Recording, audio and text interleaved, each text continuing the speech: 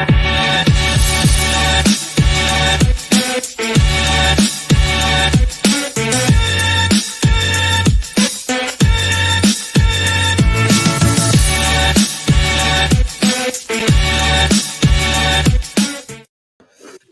people, welcome back to another episode of All You Can Eat Chelsea. As you can see, I'm ruffled. First of all, because my Mac has decided to enlarge the screen. I can't see anybody, but everybody can see me. But lateness is greatness. The Asian community will not forgive me. I am so sorry, guys, for this time. I had a serious emergency I wouldn't have been able to do the show this morning because I just didn't have any equipment. So I had to move the time. So apologies. But if you are from the US or from Canada, then my treat. And it is what it is. Miz, how are you doing, bro? Welcome to the show again. Yeah, man, doing all right. It's good time for me. It's 7:12 a.m. early morning before work. Good way to start the day. I can't complain. I know the Asian community is gonna be hating it, but hey, guys, every now and then this happens, and you get to stay up a little bit, be a bit naughty. Do you know what I mean? And Younes, bro, how are you, man? Welcome bro. To the show. Oh yeah, man. Thank you. I'm good. We cater for all, don't we? We cater for all sides of the world. So if you're at a good time right now, welcome. And imagine, you know what's funny? I look at Miz, and I think, can you imagine waking up at like 6:30 a.m. and the first thing you have to do is come on the stream and talk about Chelsea? I love it, but I love it. I live for it. Someone's saying there's background noise. 1 second, let me mute myself. What's he done? Hey, Miz, it's you and me again. We are the captains now. I know what it was. Do you know what it was? Is that I had to open up a second tab because I'm using my I hate you see these Apple mouses? They're too modern. I don't like them. The mice. Why do you call it a mice? No. More than one plural. mouse. It's plural. Oh, okay. I don't think. R.I.P. English. But does it work for mouse though? I don't know. I just said mice for the banks. But fair enough. The old-fashioned one you've got with the wire, that's the one I like because it's just easier. This whole I don't like this.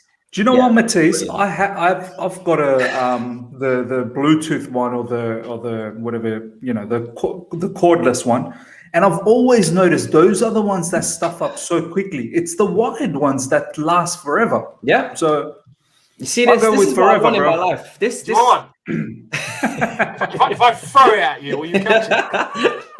There you go. You know what? It's a late night show on this channel when the chat is full of spam because that's when Because on the morning show we just don't get this, but on this show you do. Spammer, man. That's annoying. 100%. But people, welcome. Obviously, All You Can Eat Chelsea. Loads to discuss. We've had Koundé, concrete links, and the deal seems to be stagnating a very small, tiny bit because obviously there's an issue with the swap deal. We're going to get into that as well. A little minor issue, and then also we had Danny Drinkwater prop on socials, which I'm very interested to talk about how that even. You really are prepared today, aren't you? Always, mate, always. I've got mice, I've got water, We are going to be talking about Drinkwater. And then also on top of that, we've got Gallagher potentially going out on loan to Crystal Palace as well, which looks interesting, and a few other things as well. Chat is riddled with spams. Hopefully, we've got mods in the building. I know mods awake. Mods. Yeah, if we got mods awake, that's a better question. But who is this that's got multiple accounts? That's unbelievable. Go to bed, honestly. Go to bed. Go to bed or do whatever you want to do. Don't be go here. to bed. As I said on the seriously. TL, if you are watching Love Island currently and not watching this, your decision making is woeful. Your life is finished. You're finished. I can't stand that program. Just to take it off the top. Can't stand that program. It's just absolutely diabolical television. It's rotten. Yeah, it belongs in America, to be honest. It belongs in the bin. I mean, let's start. It finished already. Well, the world is a lucky place. Then, congratulations to everybody. That show's finally finished. My girl watches it. Every time she speaks about it, and my best mate's brother watches it. Anytime Love Island is even brought to my attention, I'm just like, nope, stop talking. Just stop talking. Just don't even talk to me about it. Let's start with Koundé. Because when I was last talking to you guys, we had no activity in the transfer window. Everybody was starting to get really, really stressed out. And we have, to be fair, been linked with a centre-back for quite a while over the last few months. And it's been quite a concrete, consistent link in terms of the club, maybe the manager really do want a centre-back. And I was kind of puzzled, but we spoke about it. When you get into it and you see the contracts that are expiring for Christensen, for Rudiger, you can see why they potentially be going after someone. Obviously, Gurhi exits, Tomori exits as well at the end of this season. And Koundé comes up. Now, before we even talk about the whole deal and the complications involved and everything, I'll start with you, Miz. What do you even make of the link to Koundé? Do you rate the player? Are you happy with the link? Taking out the Gurhi and Tomori stuff, just in isolation, just the player itself. Yeah, okay. So just to talk about the player, because I do want to add a little bit on why we're getting linked after I sort of say about the player, because there's some interesting sort of information around that. I want to see what you guys have to say about that.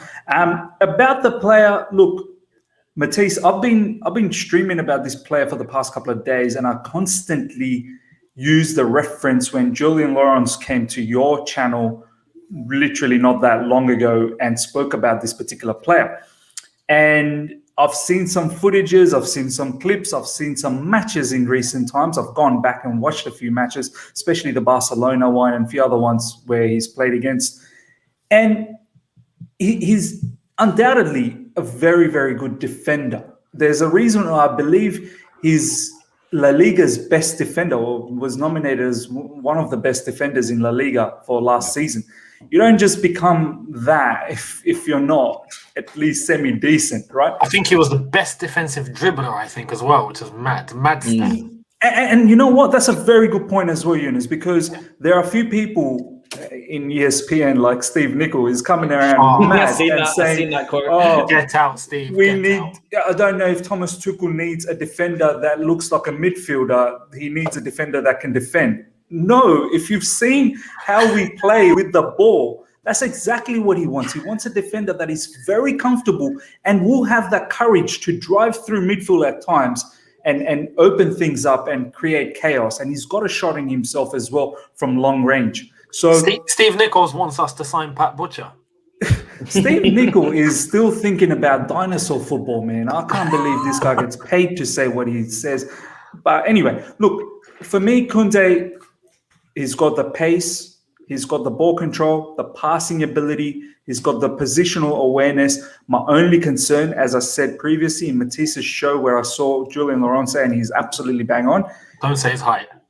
No, the height, he can, we've seen Fabio Cannavaro and whatnot, they've done well, Carlos, but I'm talking about how the physicality of Premier League, and Julian Lawrence was saying that someone like Erling Haaland, I've been told that it's not Haaland, it's Holland, that he absolutely scared the living daylights out of him in the Champions League when Dortmund played against Sevilla.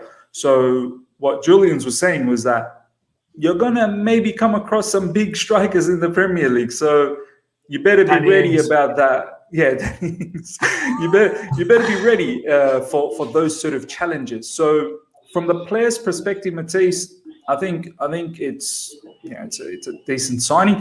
Just quickly on the link, and this is where I want to see what you guys have to say. Now looking back, boys, I'm starting to see the connection. So obviously, as Matisse said, the two youngsters have gone to Mori and Gehi. Then there's the whole situation about Rudiger and Christensen signing a contract. But here's the biggest conundrum. Apparently, there's some rumors that Azpilicueta is going to have a talk that what is going on with his, what is going on with his playing time for next season. And, he wants a bit of clarity as to how much game time he's going to get. So Okay. Possibly, could that be another reason as well? Do you know?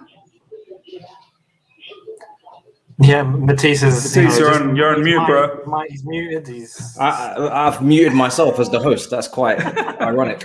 I've always pictured myself as I've always pictured Azpilicueta as someone that would retire here. So for him to be even potentially wanting to move on if he doesn't get the game time surprises me greatly. Because I thought personally as a player, even as captain. Yeah, I still think that he will be okay to play that peripheral behind the scenes kind of role like a Gary Cahill did in his season under Sarri, but actually do that willingly, like a Giroud for quite a long time. I can't really see Azpilicueta in any other shirt, to be honest. So I would be shocked if he moved on. To the chat, I don't have a TV, period, let alone a TV on. Younes, what do you think about that? I mean, to be honest, look,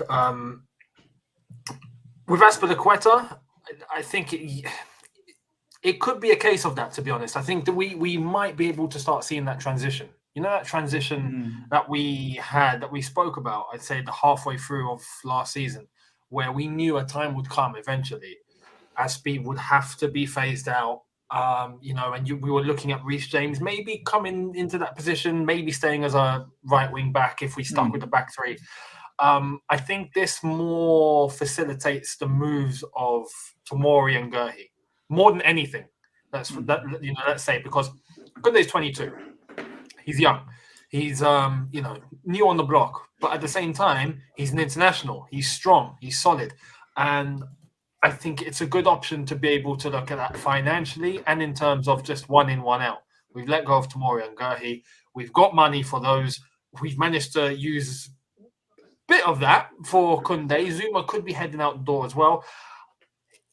Even in this scenario, this situation, Azpilicueta will get game time. He won't just be abandoned. But I think what we might be seeing is a transition. You don't think we're going to be seeing Azpi play as many minutes as he did last season, especially under Thomas Tuchel. If I'm not mistaken, I think Azpi was one of, if not the most played player under Tuchel. So it was, and that's because of the armband. Realistically, he's the captain. He's got to be on the pitch, and that's the way that. He's also very, goes without saying, but he's very, very consistent and reliable, especially defensively. Maybe in the position that he plays on the right side of centre back, and I don't know how Steve Nichols got this wrong, working for ESPN, but we digress. I'm more than happy to have him on the show. I've had a lot of the ESPN guys, and I'm surprised that he said that, because everybody should know, for a top team playing three at the back, if you're playing with possession, not defensively, you're going to need your right and left side centre back to be quite aggressive going forward with their passing and just taking advantage of the space and running into those spaces that we see Rudiger running into. And we've never really had that on the right hand side. That's where the imbalance comes from, unfortunately. Rudiger is not even left footed, and he's actually quite aggressive in the runs that he makes forward. And he goes on little mazy dribbles, and his passing's been very good as well. He made a great pass for Pulisic in the Champions League semi-final at Real Madrid training ground. And we haven't had that on the right side. And that's the only issue with Azpi, is that he's not the most, aggressive attacking right side centre-back or right wing-back. So when you bring in someone like Koundé, him being able to travel with the ball and being able to pass progressively and, aggressively, that's brilliant. We've already got salt from Tapin Tobes, a Tottenham fan. Understandable. Lick your wounds, my darling. You're going to a lot of weddings recently. Lick your wounds. Have some wedding cake. When do we play? Let it all go, man. You go gym a lot. You lift. You're strong. By the way, Toby, let it all go. Toby, we're gonna be parading our Champions League trophy in front of you guys. Make sure you're there. Yeah, make sure you're there. Tickets, I hope, are still available. So Koundé was about to go to Tottenham for 30 million euros plus Davinson Sanchez, and we're going to talk about all that in a minute because that's a disgrace. He rejects Tottenham. They agreed to deal with Tottenham. Now he's imminent to join Chelsea. Plus, we're going to parade our Champions League trophy against them as well. Now, I can understand why Toby's so off. No, the fact that Sevilla and Spurs had a done deal. Done. Koundé, go. See you later. He said, no, I want Champions League football. He doesn't want to travel. I don't want to be playing no conference league. Bunch of flipping, I don't know what, farmers in like the first round. Young boys. Not even, I mean, young boys play Europa League football, do they? Or I think we're more talking about university teams, more like that kind of level. I mean, I'm being serious. That's not to be rude. it's crazy. Wow. So he wants Champions League football. Chelsea come in. Yeah, now we're talking. I'll go to Chelsea. Thank you, Sevilla. It's crazy. Do you see Fabrizio Romano's latest tweet? He said that Koundé is buzzing. He's buzzing. He's already agreed terms and whatnot. It's really now up to Sevilla because they want to squeeze out more money. And this is the thing. Every time they see someone like Chelsea, they want to squeeze the living daylights out of us because they know we're loaded with money. So the player is buzzing, like literally rejected Spurs. I think you say buzzing your tits off in French. That is what Koundé is saying. No, for Koundé, the one thing that he's going to be able to have, and non-Chelsea fans can dig this, because we're going to feel good about this. But he gets to play with a Chelsea shirt, not having played for Chelsea before, but he gets to have that little thing here that shows the Champions League badge. You know what I mean? That little Champions League winner. That's thing. man. Yeah. He gets to play with that. Of course, he's buzzing. And do you know what, as well, on top of that kit, by the way, or Chelsea's kits in general, could be a lot better because there's still no 2 stars on the badge. So that's a problem. What is that about? Where is that? Where is that? Why is that not there? Still no 2 stars. By the way, these star business, like who authorizes that? Like, can Chelsea just say put the 2 stars there? But is it going to be approved by the Premier League and whatnot? I bet Nike are just shagging us again and have completely forgot to do the stitching. But you know what? But I guarantee if Chelsea ask for 2, then United will go, okay, can we get 3? Liverpool will go, okay, can we get 6 on there? 6? If they got 6, I think they got You just be going around the whole badge. I think they've got 6 or 5. Real Madrid would run out of space. Like, give us 20. They'd have to go on the back.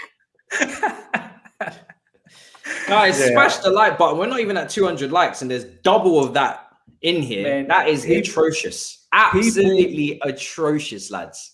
Seriously. I literally, on my streams, every 15 minutes have to keep a reminder. Like, I literally crawl to 200 likes. I'm like, guys, come on, it's not that difficult. That's you come here every single time. Mate, now this is why I show up late. You see, this is why. you know what the mad thing is, guys?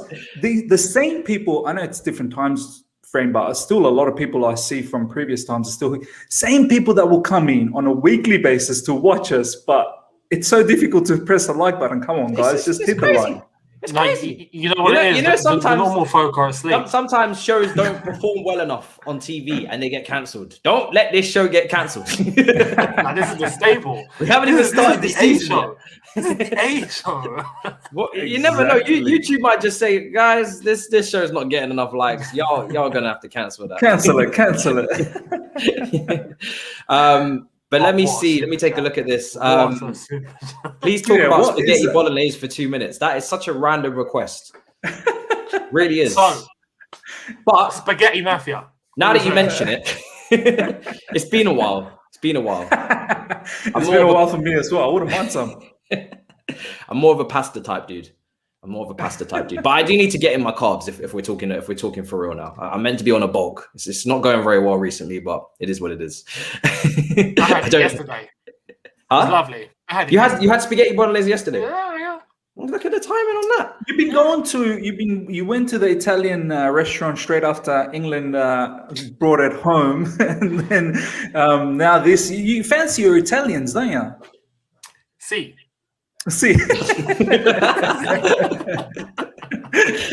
Jesus Christ. But yeah, I've just decided, taking preview, to put the heights of the players down below, because I thought to myself, that height thing with Koundé comes up quite often, that he's not tall enough, and that worries me quite a lot.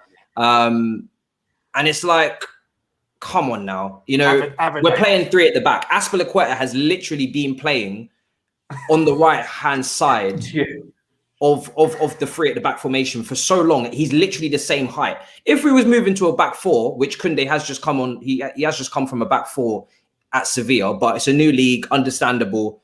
if you was worried about him playing the back four, but we're playing exactly the same formation. So no one should really have too many concerns about height, in my opinion, because we've already had Azpilicueta do that role. And Koundé, from what we're seeing on the metrics, his leap is unreal. Yeah. And I've said it so many times on this channel, it's not just about height.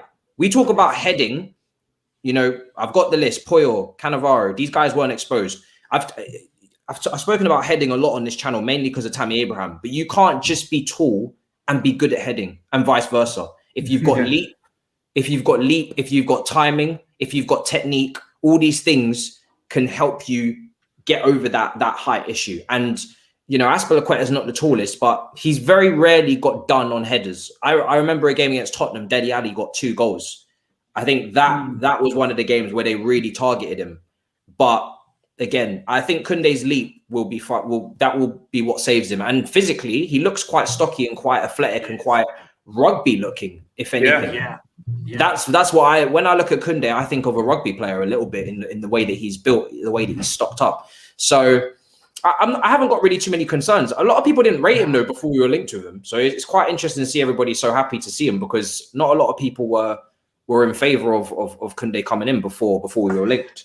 I think part of that is the desperation to sign a player. Like we were in a drought and when we're thirsty, and now we've been given some water. So even with Koundé and the fact that he's 5'10", before I found out he was 5'10", and I saw the Twitter line and everyone going crazy, oh, he's small. I thought he was like N'Golo Kante height. 5'10's decent. What are we doing? Relax, people. Relax. He's not small. He's okay. I think the other reason why maybe people weren't too keen is because we were quite stacked in the CB position. So it wasn't really something that was in people's mind that we needed a centre back. So then obviously all the players started to disappear with Gehi, Tamori, and as I said, the contract extension talks. And Zuma's a big factor. Zuma's one that Tuchel doesn't fancy one bit, because he doesn't provide what Tuchel wants in this system. He's a very good defender, don't get me wrong. I think we're going to talk about that as well, Matisse, the disrespect that Zouma gets, which I've commented as well. He's a sensational defender. It just doesn't fit Thomas Tuchel's style. So he's basically changing that by getting someone like Koundé, who he can actually use when need be. Do you know what I mean? He could possibly start either in the right centre-back position or right wing-back. If he goes in a 4 at the back, he could start as a right-back, because he's done that for France just recently in Euros against Portugal. He was actually playing as a right-back for France. So, it all kind of makes sense now when you think about it. 22 years old to make it into that French team with the amount of options that they have is, very impressive. We have to say he didn't play that much. I think he only played that one game at right back, but that I seen of. But even still, to be in the French squad these days is an achievement, because there's just so many other players that miss out every single tournament. And you look at the roster of players that don't get into that French team, and they're all top players, some of them, and top prospects, but they're just too bolstered. Zouma, for instance, can't get into that French team for the best of times as well. He struggles to get into it. Someone's saying here the reason why they're so excited is because Tchouaméni is his agent. Tchouaméni has the same agent, and that's why I'm gassed that Tchouaméni could be coming. It's an interesting one, because we'll speak about that in a minute, because I have seen, Rice's price potentially being out of Chelsea's range, and Tchouaméni, apparently there's going to be some news on him coming up as well. That could be potentially something that they go for a cheaper alternative to then get your big name striker, which is going to cost the bulk of the money. The one issue I have right now, and I think a lot of Chelsea fans potentially are seeing this, because, Miz touched on it there, the underrating and disrespecting of Kurt Zouma, just because he doesn't suit this system and this style of play. We can't pretend that now he's just a terrible centre-back, because I remember when Lampard was in charge, Zouma was, for a lot of people, their best centre-back. And it wasn't even a conversation, because first season under Frank Lampard, you had Kurt Zouma, you had Tomori, you had Christensen, and you had Rudiger. A lot of people didn't rate Christensen. A lot of people didn't rate Rudiger. So then you had Tomori and Zouma that were playing quite often together as well. And a lot of people gave it to Zouma just about, because Tomori was having his first season. So a lot of people gave Zouma the best centre-back, tag. So for him now, just because he doesn't fit in this system, to become someone that's just completely, useless for me, it just doesn't make any sense. And that's why I think we're getting mugged off a little bit here now by Sevilla. Yeah. Davinson Sanchez is not better than Kurt Zouma in any way, stretching imagination. It's just not. It doesn't exist. And then West Ham apparently putting in a £20 million bid or inquiry. What is 20 million? And Spurs saying it's plan B. Like, first of all, Spurs, that should be your plan A. Like, that's not a plan B. But regardless of that, Zouma will always treat you as plan Z. But the thing that is important is it's the whole Jorginho factor where I fell into the trap. I don't know if Younes fell into this trap. It's when Jorginho was playing under Frank Lampard. And Matisse knows this. Like, I was really critical of Jorginho, and I was like, give Lampard who he needs because he can't seem to utilize Jorginho the way he wants to. Give him the player that he requires. It's similar now. Tuchel doesn't fancy Zouma, and I'm not going to fall into the same trap where all of a sudden Zuma's a bad player. No, he's not. He's a sensational defender, just doesn't fit this particular style. There are other styles out there. There's not one style of football. There's plenty of styles of football. So the 20 million plan B, Sevilla, not happy with the value. Like, honestly, I think Zuma's worth at least £40 million. I really do, because he's a very good defender. Yeah. And the fact that we're offering, I think, 30 to 35 million euros plus Zouma, you'd think that would be enough. I mean, Younes, what do you make of it? Is there like, how far are you willing to go plus Zouma? Because at some point we need to remember that our players actually have value. Because if West Ham want to charge 80 million for Rice and Sevilla want to accept a certain amount for Davinson Sanchez at Spurs, we're getting mugged off here because we've got a bit of money, isn't it? That's how it goes. I mean, I still think we'll get a deal done. We'll come to a compromise. Now, the one thing is the West Ham link. And is that legit? Is that actually West Ham coming in for the player? Because up until today, we didn't hear a thing from West Ham. All of a sudden, Zouma could be going to Sevilla and boom, West Ham put in an interest. Could it be smokescreen to get Sevilla moving? It could be. But I genuinely think we'll get a deal done. I think Zouma will end up going to Sevilla. And I think we'll probably add a little bit of money on top. Marina will pull off something, surely. I have faith in our negotiating team. But I mean, like right now, let's say 35 million euros plus Zouma.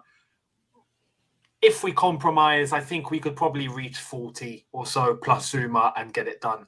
I agree, though. I think his value should be a little bit higher. I was surprised when I started hearing the links about Zouma of 25 million rated by Tottenham. Yeah. Now we're hearing 20 by West Ham. In for a deal where we got to put another 25 in to get Koundé. Like, I'm thinking, what's he worth? 50p? Like, no. Do you think it's Matt Miesga? This is, I mean, and this is the thing. This is where we go to that point where some fans are like just disregarding Zouma. Look, each manager will have their own style and their own system. And not all players are going to fit that system. As we said under Lampard, we had Zouma playing week in, week out. He was the main man. We all thought Rudiger was washed. Yeah? We thought he was finished. We thought he was done. He died. He always makes a mistake. He always concedes. He doesn't know what he's doing. He has one good game in 10. He's 7. Yeah? Now, under Tuchel, one of the best centre-backs in world football. It's outrageous. So it totally depends, and it is what it is. That doesn't mean Zouma's rubbish. He's not rubbish. He's a top centre back. He's just not playing. Doesn't fit the system. We're now going after someone that we seem like does suit the system. Koundé probably is going to work exactly how Tuchel wants his centre back to work. So Zouma goes the other way. It doesn't mean that he's rubbish. I still think there's good value there, and we should prioritize that. And I think Marina knows that. The club know that. I think they'll get a deal done, regardless. Now, if this West Ham thing is legit, I don't know. But I find it a little convenient that all of a sudden, after we hear of Zouma to Sevilla, West Ham interest for 20 million. And we know 20 million is not going to happen. It's too cheap. It could be a ploy to get Sevilla moving because they might be hesitating a little bit. That's my theory anyway. Just quickly, I hate the comment when people say, oh, you can't expect too much money for Zouma because he barely played last season. So now we're going to just take his whole career and just focus on the last season. Yeah. And to be honest, I mean, he didn't play. I mean, to be honest, he did play a bit under Frank. And he had to be called upon by Tuchel a few times because we had a few issues as well in defense with Thiago Silva getting injured. And sometimes he played in the middle and Christensen moved out to the right. So he played enough games for me to hold his value. I wouldn't say Zouma's value has dropped. Let me know, guys, in the comments, in the chat now. Let me see what everybody values Zouma at. Just throw in the price so we can get a good gauge of how you guys value Zouma. Because I feel like that'll be an interesting gauge of how much he's worth. I want to see. By the way, Matisse, Zouma with the goals as well. Isn't he one of the top goal scorers? For Chelsea? Yeah, but being top scorer in our football club is almost We'd be top 5. Me, you, we'd be top 5. Okay, I'll be pumping own goals probably. We got a lot of people saying 35 million, 30 million. Someone saying 36 over 1 just to be different. 40. I'm seeing some 35, 40, 25, 30. Okay. Someone's saying 37 and a half. Some of you guys want to get really detailed with your answers here. 30, 35. Danny's put a good one there. If Ben White's worth 50. That's a good question. Yeah. If Ben White is because you know what? I feel like people make the mistake with Zouma. He's not old. He's 26 years old. He's 26. He's in his So prime. if Ben White's worth 50 million, what is Zouma worth? Minimum 40. Maybe you haven't got the English tax part because he's not English. That's the thing. He doesn't fulfill HG requirements. Right, to be honest, there should be French tax applied now. Actually, no. After Koundé signs, French tax applied. Yeah, this is obviously, what it is that obviously clubs know that we're looking to offload Zouma, and that's why they're coming in with global offers. They also know we've got a lot of money as well. We really do need to keep things hush-hush with the amount of money we've got. Maybe we need to have a fake figurehead as our owner. Maybe Kroenke, someone like that, will know that it's not going to splash this money. This is the issue with Tammy as well, because clubs know we want to get rid of Tammy, so they don't want to pay the 40 million. They want to get a discount. So Champions League winners, they bring in a lot of money, and everybody knows that, unfortunately. So it's a situation, but hopefully we can get something done, because at least it's a straight sale. I don't want to see Zouma loaned out or anything stupid like that. We don't need to do any of that. It just needs to be a straight sale. What do you guys make of, what was I going to mention? I think it was obviously Koundé, looks like as if he's going to be joining, suits the system. That was it. Olivia has been on this show. She put up an interesting tweet about Koundé's starting position at Chelsea in terms of where he fits in pecking order wise. And I think it's quite an interesting debate. It's more interesting than social media wants to make it out. And I went in the comments and I did a little back and forth with PYS for a bit because I disagreed with him. Because I don't agree with her opinion about him being fourth choice. But I don't disagree with the logic. And what I mean by that is that if you look at Klopp, when he brought in Fabinho and he brought in Keita, he didn't use them from the beginning. He allows them to acclimatize to the league, puts them on the bench for a bit, gets them in training, understanding the instructions, the system, and then he slowly gets them into the team. And I don't think it's the worst logic to say that the champions of Europe, who were built on their defense and have the best defense in Europe, 4 incredible defenders in that back three, in Azpilicueta, Christensen, Silva, and Rudiger, who have all been immense, not like normal level, because I'm not seeing many starting 11s now with Christensen in it. And he just had an incredible Euros and was brilliant at Chelsea for the remainder of the season when Tuchel was there, in the middle and on the right-hand side, when he had to step in for Thiago Silva. Thiago Silva doesn't play every game, but if he is playing, you'd expect him to be a starter, world-class defender. Rudiger's been incredible. And I don't like the disrespect of Azpilicueta, because yes, we want to move on from him and we want to maybe modernize our game. But every single time someone rules out Azpilicueta and says he's finished, he proves that he's Matisse, you're getting some background sound, man. Am I? Yeah. Can you hear that, Younes? Is that me? I think it might be Younes. I'm in a room on my own. I'm in a room on my own. Sorry, it There's can't be me. a lot of noise in the background. Yeah. It can't be me because there's nothing in this room. I'm on my own here. Yeah, sorry, bro. So I mean, Younes, Miz, how do you feel about that? Because there is a pecking order here of defenders, and our team has been built on defense and defensive success. So where do you think he comes straight into the team like that? All right, so this is interesting. You're absolutely right. It's a brilliant point to talk about. I was at the Byline yesterday, and Alex brought up this question, and I had to critically break things down as to how this is going to happen. I can still hear that. Yeah, I muted Younes again. I had to mute him again. So this is how I'm thinking, boys. Koundé, we've already talked about the traits that he brings in. Very good on the ball, great control, good awareness, pace, and he's going to be aggressive with the ball, and he'll take it forward at times when there's no pass available. Now, when you look at the options that we have in the RCB and the right wing back, you've got Azpilicueta and you've got Reece James at the moment, okay? Azpilicueta and Reece James defensively both very good. They may be a little bit better than Koundé. Perhaps, that's in my opinion. Aspi and Reece James, however, going forward, they seem to have a little bit of break. Aspi a little bit more, I suppose, enterprising when going forward.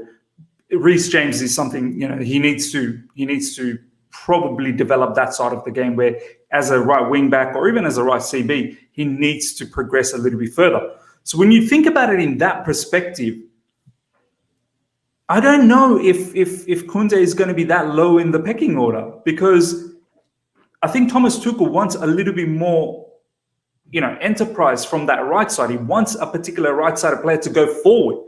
And at the moment, Koundé will provide that. Yeah. So, but having said that, I don't think he's going to come in and just start straight away. There will be an adaptation period, and we just need to stay patient. But once that happens and he gets along with Thiago Silva and learns all of that, because Thiago speaks French, it can help him out as well. Mendy speaks French as well. Kante speaks French as well. So maybe they can all help him out to adapt quick. I think we're probably going to see a lot of Koundé, and perhaps Reece now once again gets talked about right wing back as opposed to RCB. But then again, Koundé could be right wing back as well because of his pace, because of his explosiveness.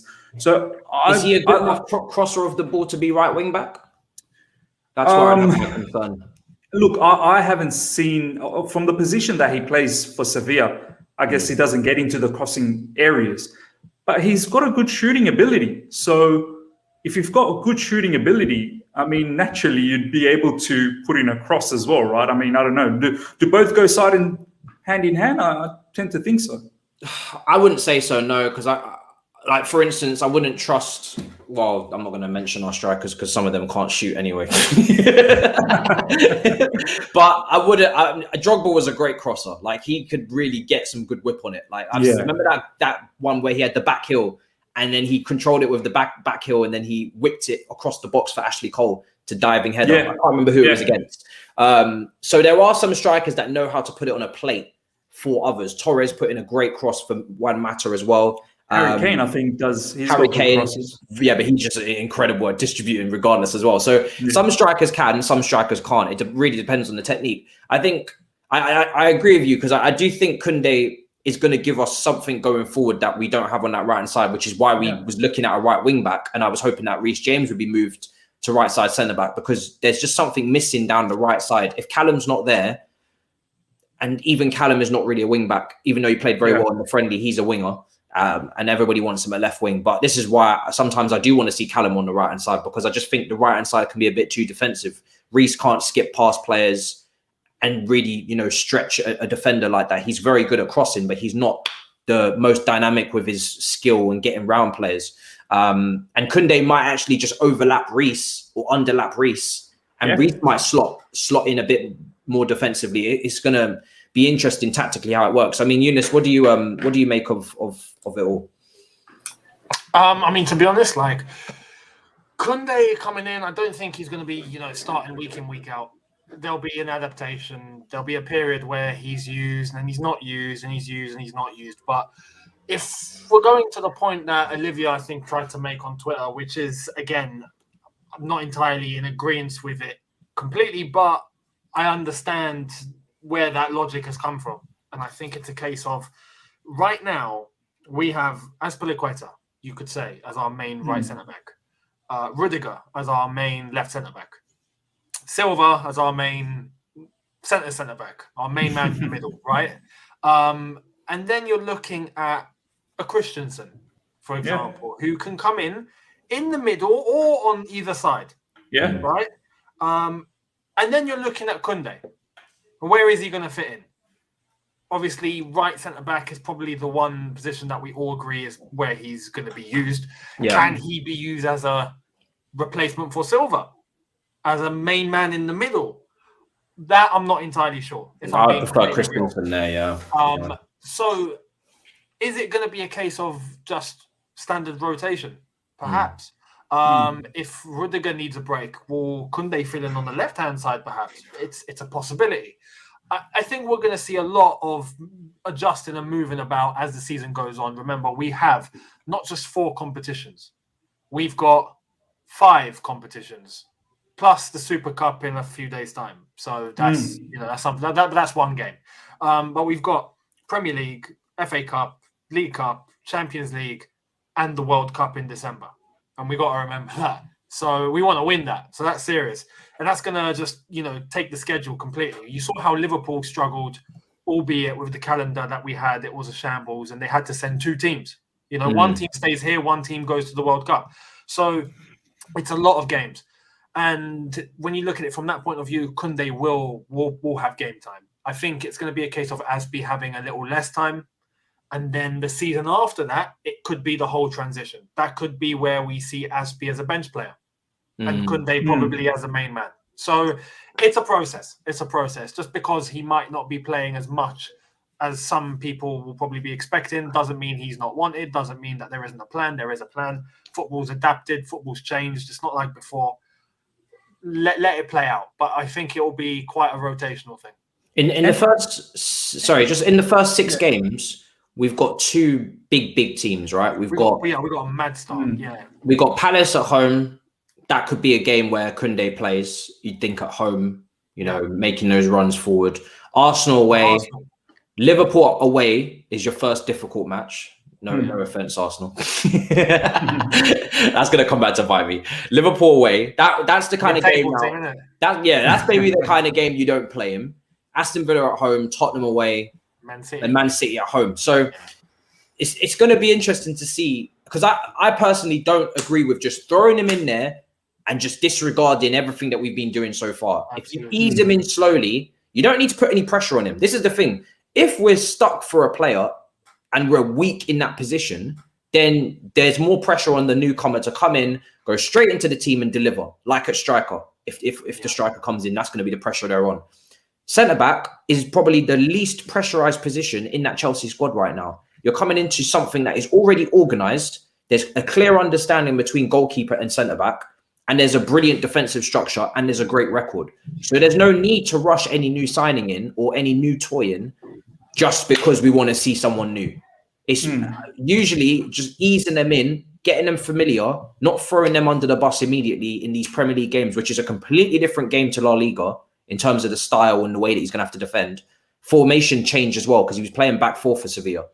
So all of these things, I wouldn't mind just easing them in slowly. I don't think you just need to rip up our whole defense. And I think it'd be a little bit disrespectful to the guys that won the Champions League to just dash them out of the team. I think everybody, regardless of if you, and Chelsea fans love to do this and they love to make this mistake. Just because you're a new signing, it doesn't give you any shortcuts to Chelsea. It shouldn't, in my opinion. The fans shouldn't be doing politics. The club might do politics because they paid for him and they're paying the wages. But we as fans shouldn't really be doing club politics too much. Everyone should really be on quite an even slope in terms of form.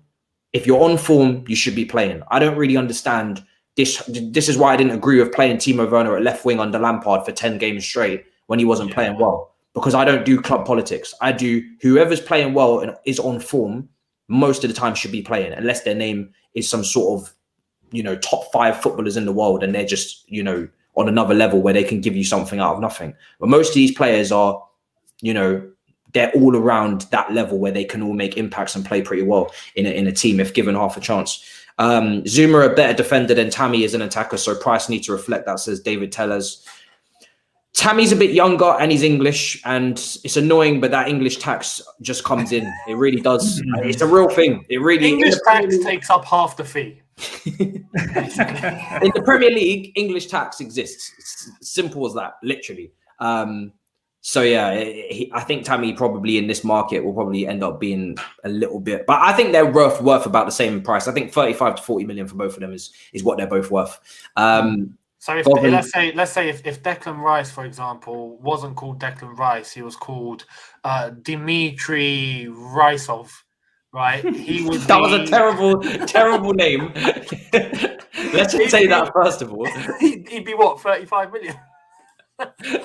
He probably would be. Yeah, He probably would. He should consider that. He should consider the name change. Yeah, we should. Maybe he should if he wants to get a move out of it. Sevilla actually accepted 30 million plus Sanchez from Spurs. Yeah, we touched on that, and it's a disgrace, to be honest. It's actually a disgrace.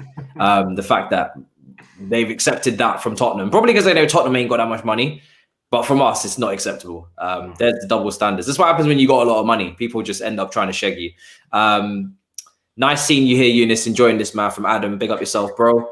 Alex is also saying as well, having these three menus is a luxury. Big up you all. Thank you so much. From Alex. Ken says, could Hudson-Odoi develop into a top tier wingback like Hakimi? Hakimi who? Doesn't exist for us, that name.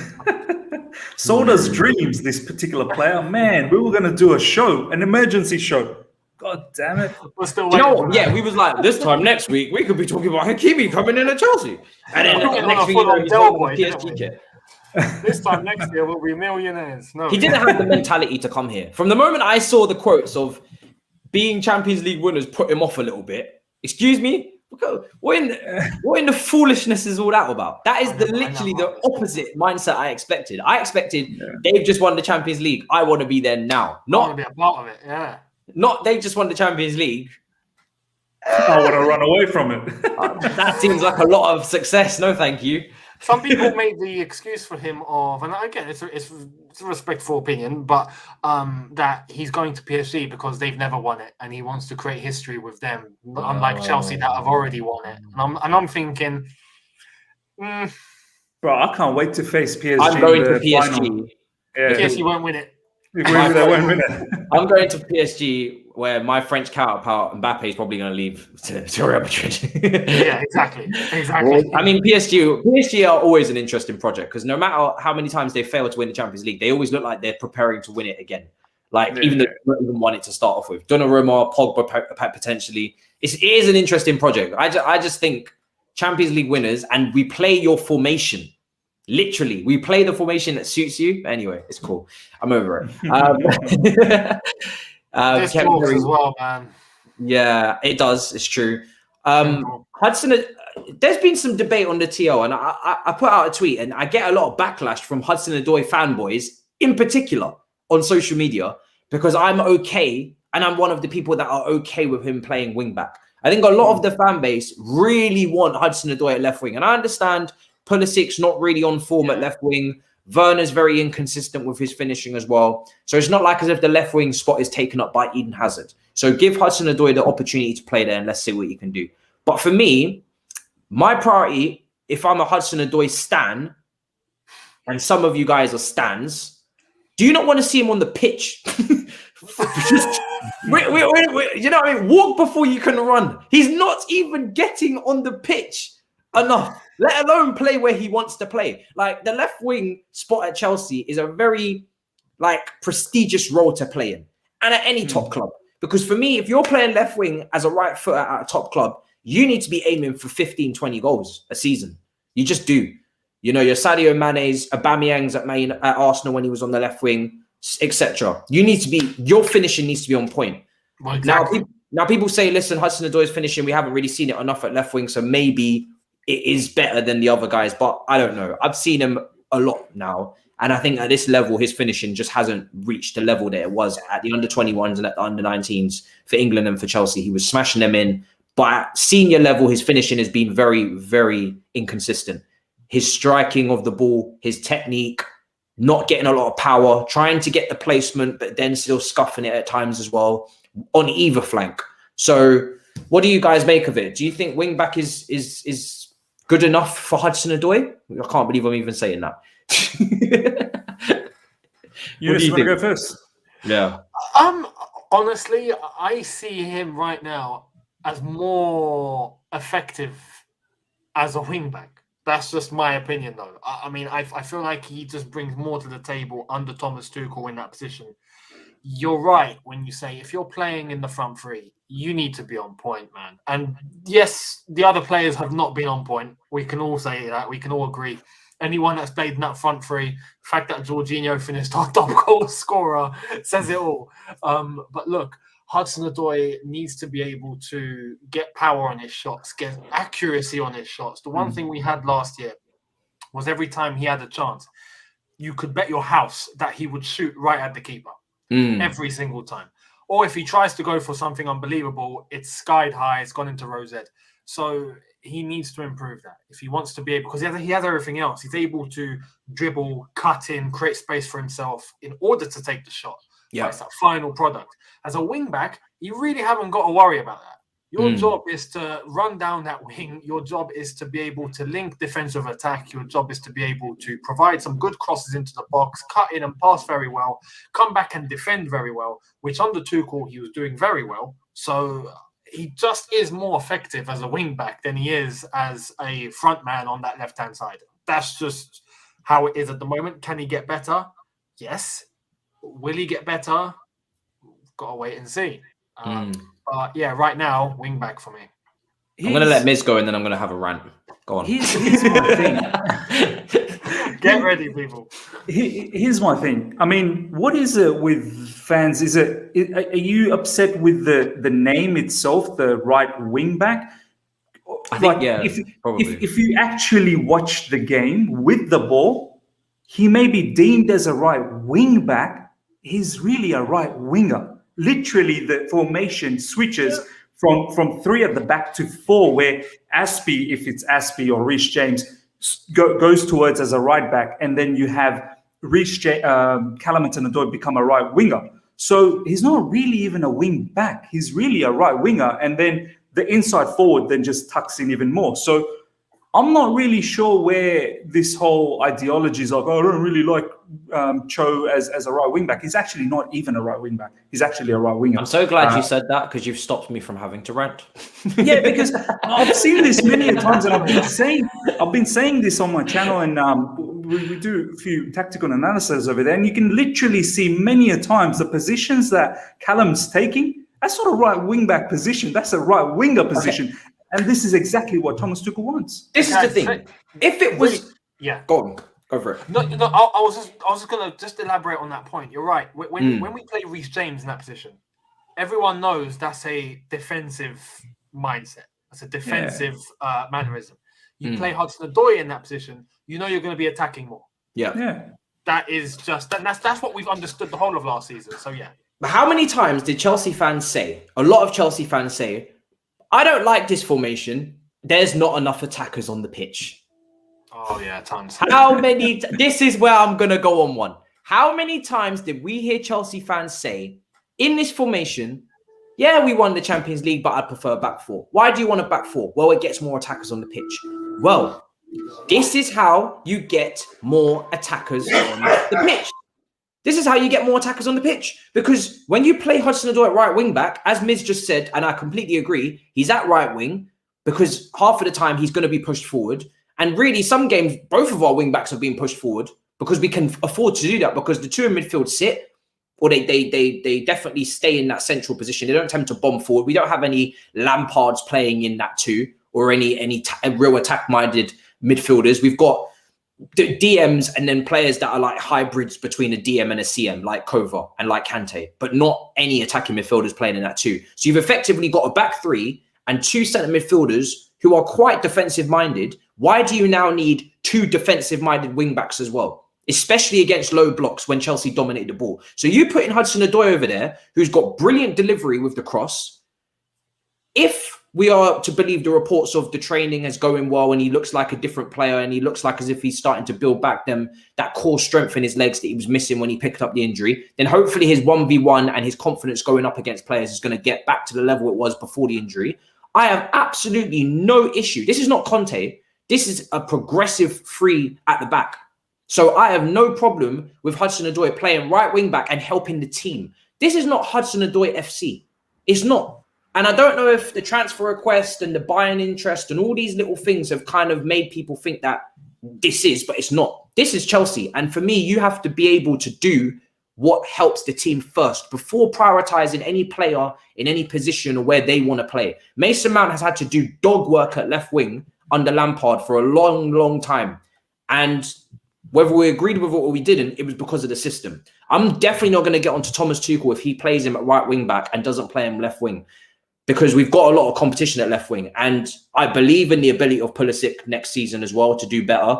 And Timo Werner, as much as we, get frustrated with his lack of finishing, when he's not on the pitch, we can be quite predictable as a team going forward. When Timo Werner's on the pitch, we do become more dangerous and we do create more chances. We miss a lot of chances because his finishing has been abysmal, but him making those runs and stretching defenses creates more space for others as well. So I just think, look, I'd love to see him at left wing, but the reason why I said I'd like to also see him at right wing back is because I know he's not going to always be playing left wing. He's going to have to be Eden Hazard level, like consistency and ability to be playing left wing consistently in this team, or he's going to be rotated out. And when he is rotated out, I'd like him. I think right wing back would be a good spot for him when we need to play against low blocks. Younes, you said he's more effective there as well.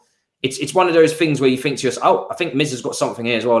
Should I put this up, Miz? Yeah, man. I just want to quickly, while you guys are talking about it, because this is a massive misconception, man, that people tend to think.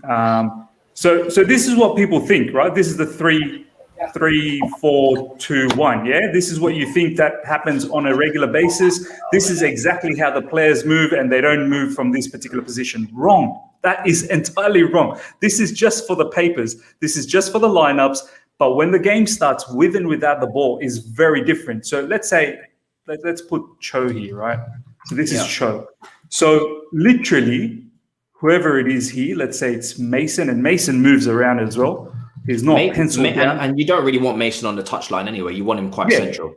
Mason literally makes it at times three in midfield. And then you start seeing this sort of formation that's happening. You get two up front. So Cho literally starts there. And then what happens is this all shifts to the right side. And all of a sudden, you think it's three at the back. No, it's actually a four at the back. Do you know what I mean? Yeah. So you got your Thiago Silva, you got your Rudiger, you got your Chilwell, who can start taking advantage of all this space, and they can start overloading on this side. And that's Jorginho over here. And what you're saying here, this is why when you have possession on the right-hand side in this formation, this is why I love this formation, to be honest. I do love it if it's played in an attacking way. I don't like it when it's defensive because it just becomes a back five. Becomes Antonio Conte, sufferable at times. Not in the first season, in the second season.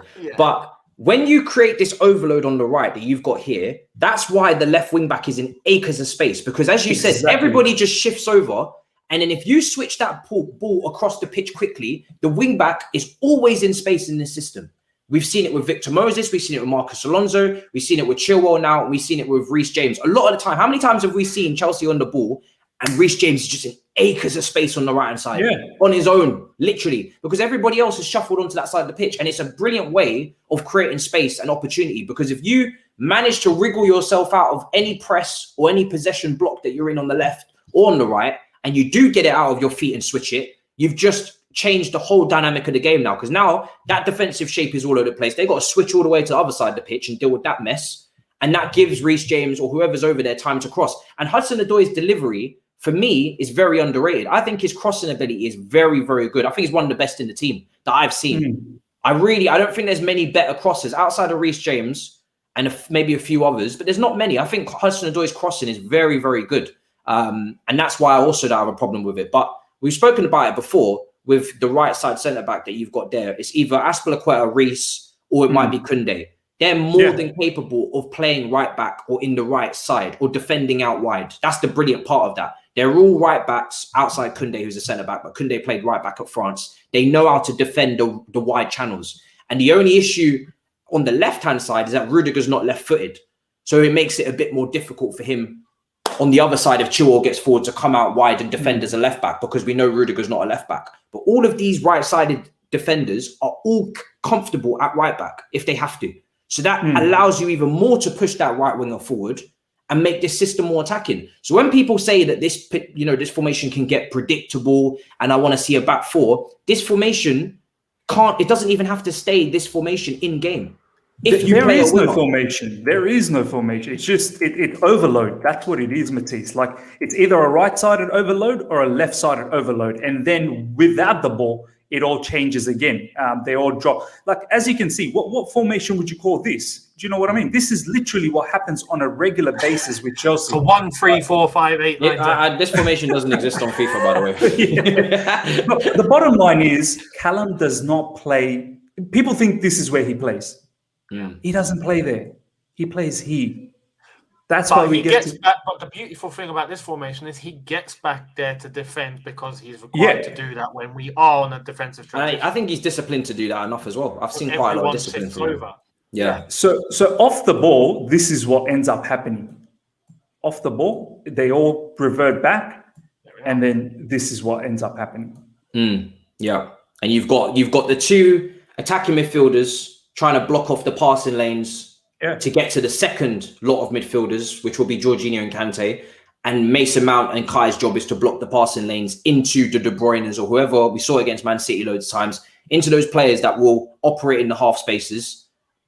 And then obviously everybody else is in their normal position. So I think sometimes we get too hung up on, I'll remove it now as we move on to a different topic, but this is why I think we get too hung up on the formation and the label of the position and not actually what that player can bring to the team. Because most of the fan base would like to see an attack-minded right wing back. That's why we was linked with Hakimi. That's why there's been pushes for Livramento from other sides of the fan base. That's why Dujon Sterling is training with the first team, because right wing back has been quite defensive for Chelsea, whether it's Reece James or Azpilicueta. I really didn't want to see Azpilicueta out there either, because he's just not, again, dynamic enough, skillful enough, whatever. So to put Hudson-Odoi over there and do that job for the team might not be the best for Hudson-Odoi, but remember, he's only 20 years old. Gerrard played right back. Gareth Bale played left back. It's not just because he's playing there now that's where he's going to play for his whole Chelsea career. For me, Hudson, yeah. Did you just say John Terry's played in goal? You are shameless. One game. But I think if we really care, if these people really care about Hudson-Odoi's future, it's very important this season that he puts himself in that starting 11 as often as he can, because every season so far since he's broken into the first team, there's been question marks over his future, either because he's not playing or because his brother, his agent wants him to play. He doesn't want to go out on loan because his agent and his brother won't allow that. I've said that so many times on this stream. He will not be going out on loan. He's either staying or he's getting sold. And it looks like he's staying right now, thank God, because I think Tuchel believes in him. But priority has got to be for him to be on that pitch, not preferred position.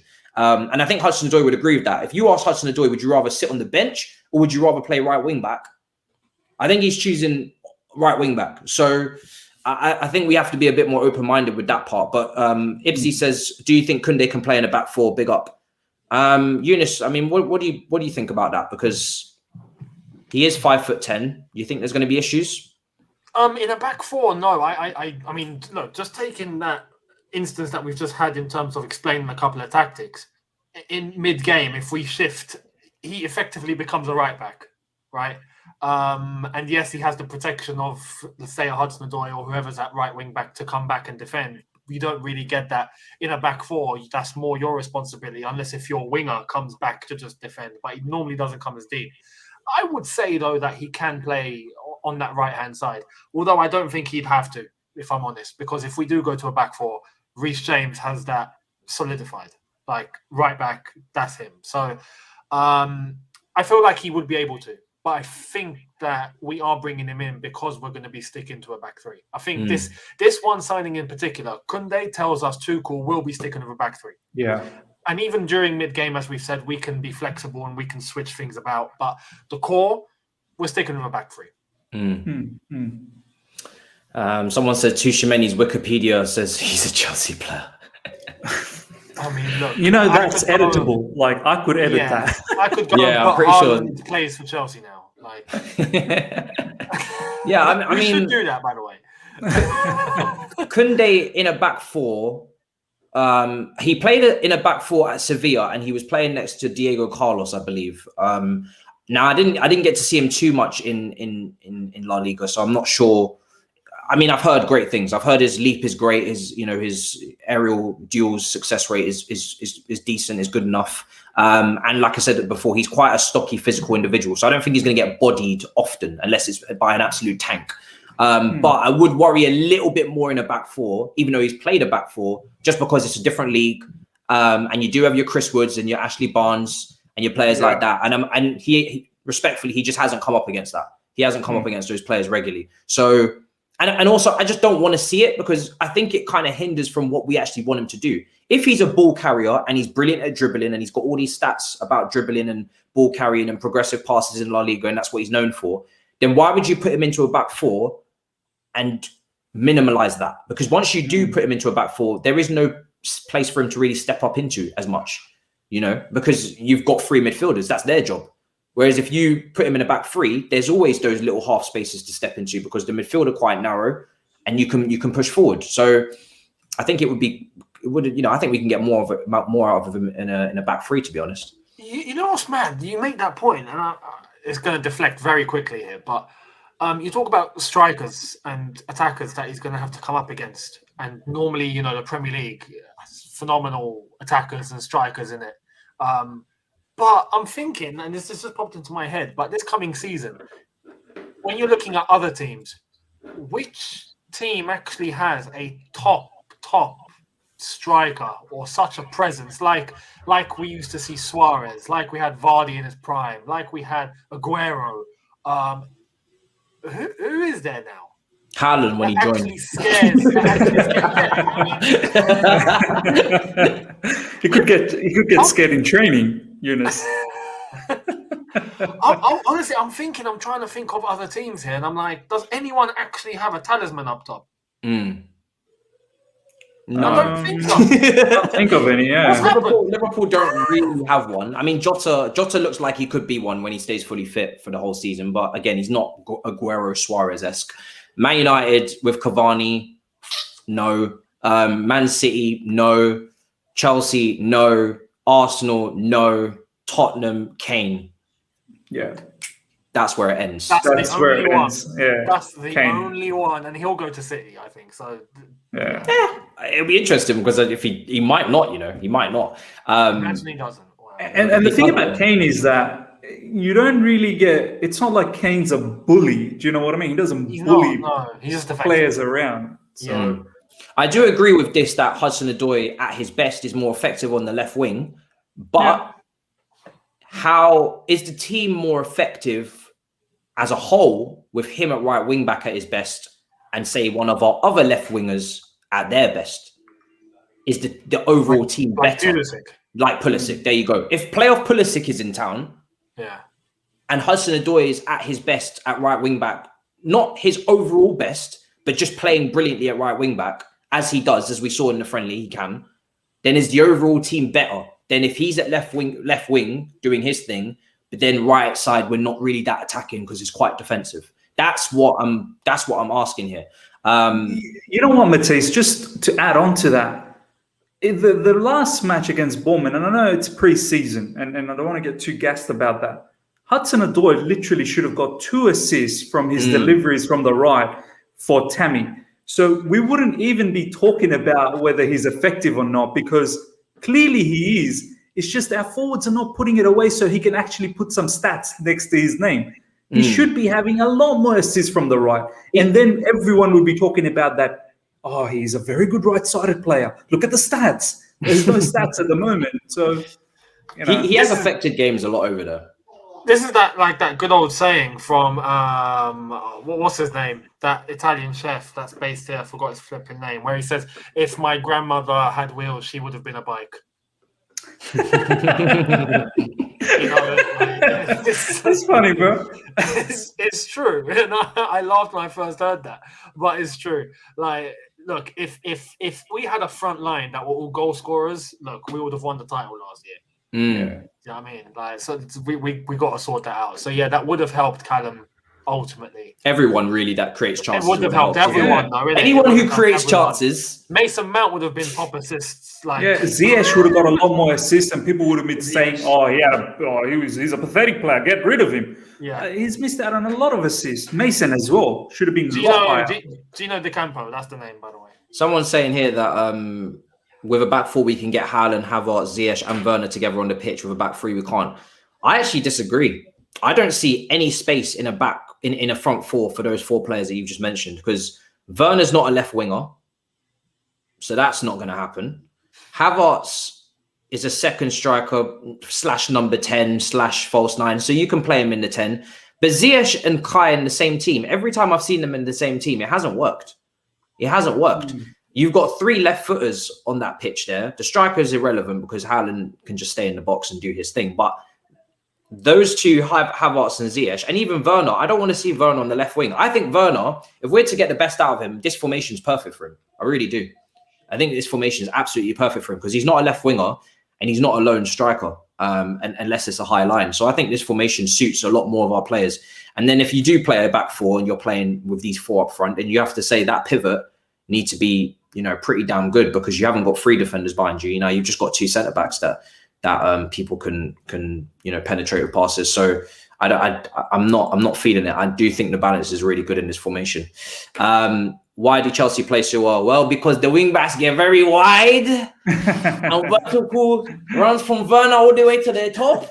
But yeah, they're so condensed, where they push you so wide and they're so slim. It's just incredible. And they're so close. What accent are you doing? Is that Rafa? The angles are so close. But yeah, they're so wide. Bro, what was he actually thinking when he sat there and did all that? Because do you know what I love? Yeah, you get a Spanish accent and you can talk football, and it just comes out just so much better than everybody else. Like when you actually, because I remember when he did that initially before he lost the game, and everybody was like, "Damn, Pep knows everything we're about to do," and it's just we're so screwed, man. I'm telling you, we should never have won that second game. We should have drew with them. So then we didn't carry all of this juju into the third game. We can't beat him 3 times. And then he puts out that and he's like, "You're close, so close. And I'm just like, this brother looks like as if he's in a gym doing exercises and shit. And everybody's losing their mind. And now it's a meme because he lost. But when you actually listen to the tape, he just said the basic. I'm honest to God, he said the same shit we say here. Literally. Yeah. We know the wing backs get wide and stretch the pitch. We know Werner makes runs in behind and stretches you vertically. And we know the angles are so close. He didn't tell us anything that we don't know. He didn't say anything. That got into his head so much that he forgot to play a DM. Yeah, I was just going to say that. Yeah, he ended up playing Gundogan as a no DM, no Fernandinho, nothing. My God. Unbelievable. Someone said bring on Julian Laurens. Julian Laurens is an ESPN legend, right? To have him on every week or every other week would be a bit difficult on my part, but let's just be happy we got him on. When you have those, like I have access, but when you have access, you don't want to misuse and abuse it and just please come on again. No. I'm going to give you some time. I'll ask again politely. I'll ask politely again if he becomes a Chelsea player. We can talk about him in a Chelsea shirt, in a couple months into the season. But when you're blessed, and I am blessed to have even got him on here once, you don't abuse that by asking him too often. They're busy people. A centre back isn't going to get us any closer to the title. Koundé will never live down his high fee. Well, I mean, if it's only 35 million euros, it's not that high, unless he hits instant VVD levels, and he can't, because unlike VVD, he isn't coming to a team with a poor defence. Wow, that's from Neil. Shots fired from Neil. Neil is not playing. He is coming out at all guns blazing, man. It's raining in Liverpool. I feel like I'm on the show with Robbie and DT, all guns blazing. What's all this? What's all that about? What's that all about, Neil? Jesus. I'm all for it. Wow. I don't think the fee's going to be 80 million, so I don't think it's going to be a comparison personally. But yeah, let's move on to, I mean, Miz, do you agree with this? I mean, what do you think about this?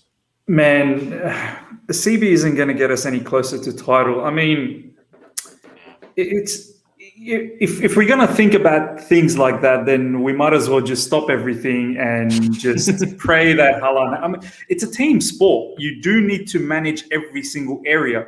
The right-sided scenario was an issue. That's why we were linked with Hakimi. It didn't happen. That's why we then got linked with Adama Traore, and looks like all of that is gone. And as Younes said, it makes sense. Maybe Koundé is a mix of both. Maybe he's a compromise that he can possibly play as a right wing back, or he can possibly play as a right centre back. So we do need to address that area. I know it's not directly correlated to us now winning the title, no, but it's a portion of it. It's something that needs to be addressed. So I think it's important, man. It really is. Yeah, the thing is with Chelsea, and why I can't ever compare it to the 16-17 window, is because you can see their targets and their transfer strategy and their approach has changed since then. Like we're going after a lot of young players like Kai, like Pulisic, like Werner, like Chilwell. And if we are buying aging players, they're Thiago Silva, and obviously Mendy's been brilliant. The scouting now on Petr Cech's been brilliant. Koundé's another young 22-year-old, high prospect, technically astute. We're looking to bring in players type Man City type, technical. Even Jorginho, all the way back then to Sarri's. Jorginho, Kepa. We was hoping for a ball playing goalkeeper. Chelsea are buying players to play progressive attacking football. And players, signing Drinkwaters and Zappacosta's wasn't really in that mold. So I do think Chelsea have, I'm not worried about who they scout. I just worry that let's just make sure we get it done. But in terms of the actual scouting and who they're actually going after, I like the profile of players that Chelsea are going after these days. I think it's improved a lot from where it used to be. Remember, it's not so long ago people were signing Papa Djulaboji and Michael Hector. And good old Djulaboji. So we've come a long way in terms of the scouting. I like the profile of player we seem to be going after. Ever since Conte left, we seem to be going after attack-minded, technical players, which I like. We're going to be moving on to a few of those preseason things to finalize. But Miz trying to be sneaky, putting Haaland up front, 100% with Tony. Tony didn't miss that. Manifesting. Big up, guys, from NYC. What is each of your expectation for Kai, Pulisic, and Ziyech? The new striker and Mount are guaranteed spots. Only one left. Ooh. The new striker and Mount are guaranteed spots. Only one left in a front three. For me, that's tough, isn't it? Yeah, because if Haaland come in, for example, he's definitely playing. I think we should put him on the bench and ease him in, man. Ease him in. Ease him in. That's a good question, AJ, and I'm going to post it straight to Miz so I don't have to answer. Okay, what is each of your expectations? Kai, Pulisic, and Ziyech. Okay, this is interesting because question again. Yeah, no, I had to think about it. Actually, this is another question I think that was posed in Alex's the Byline show yesterday, and you're right. It will be Haaland. It will most likely be Mason Mount as well there, and the other one, if you want to have the best balance, is probably going to have to be Kai, because you get the pace of Haaland,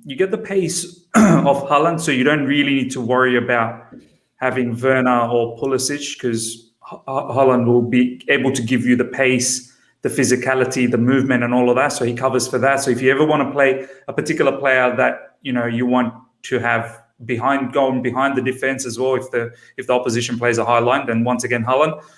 Mason Mount, purely because of his all-round game. Someone's saying, why is he guaranteed?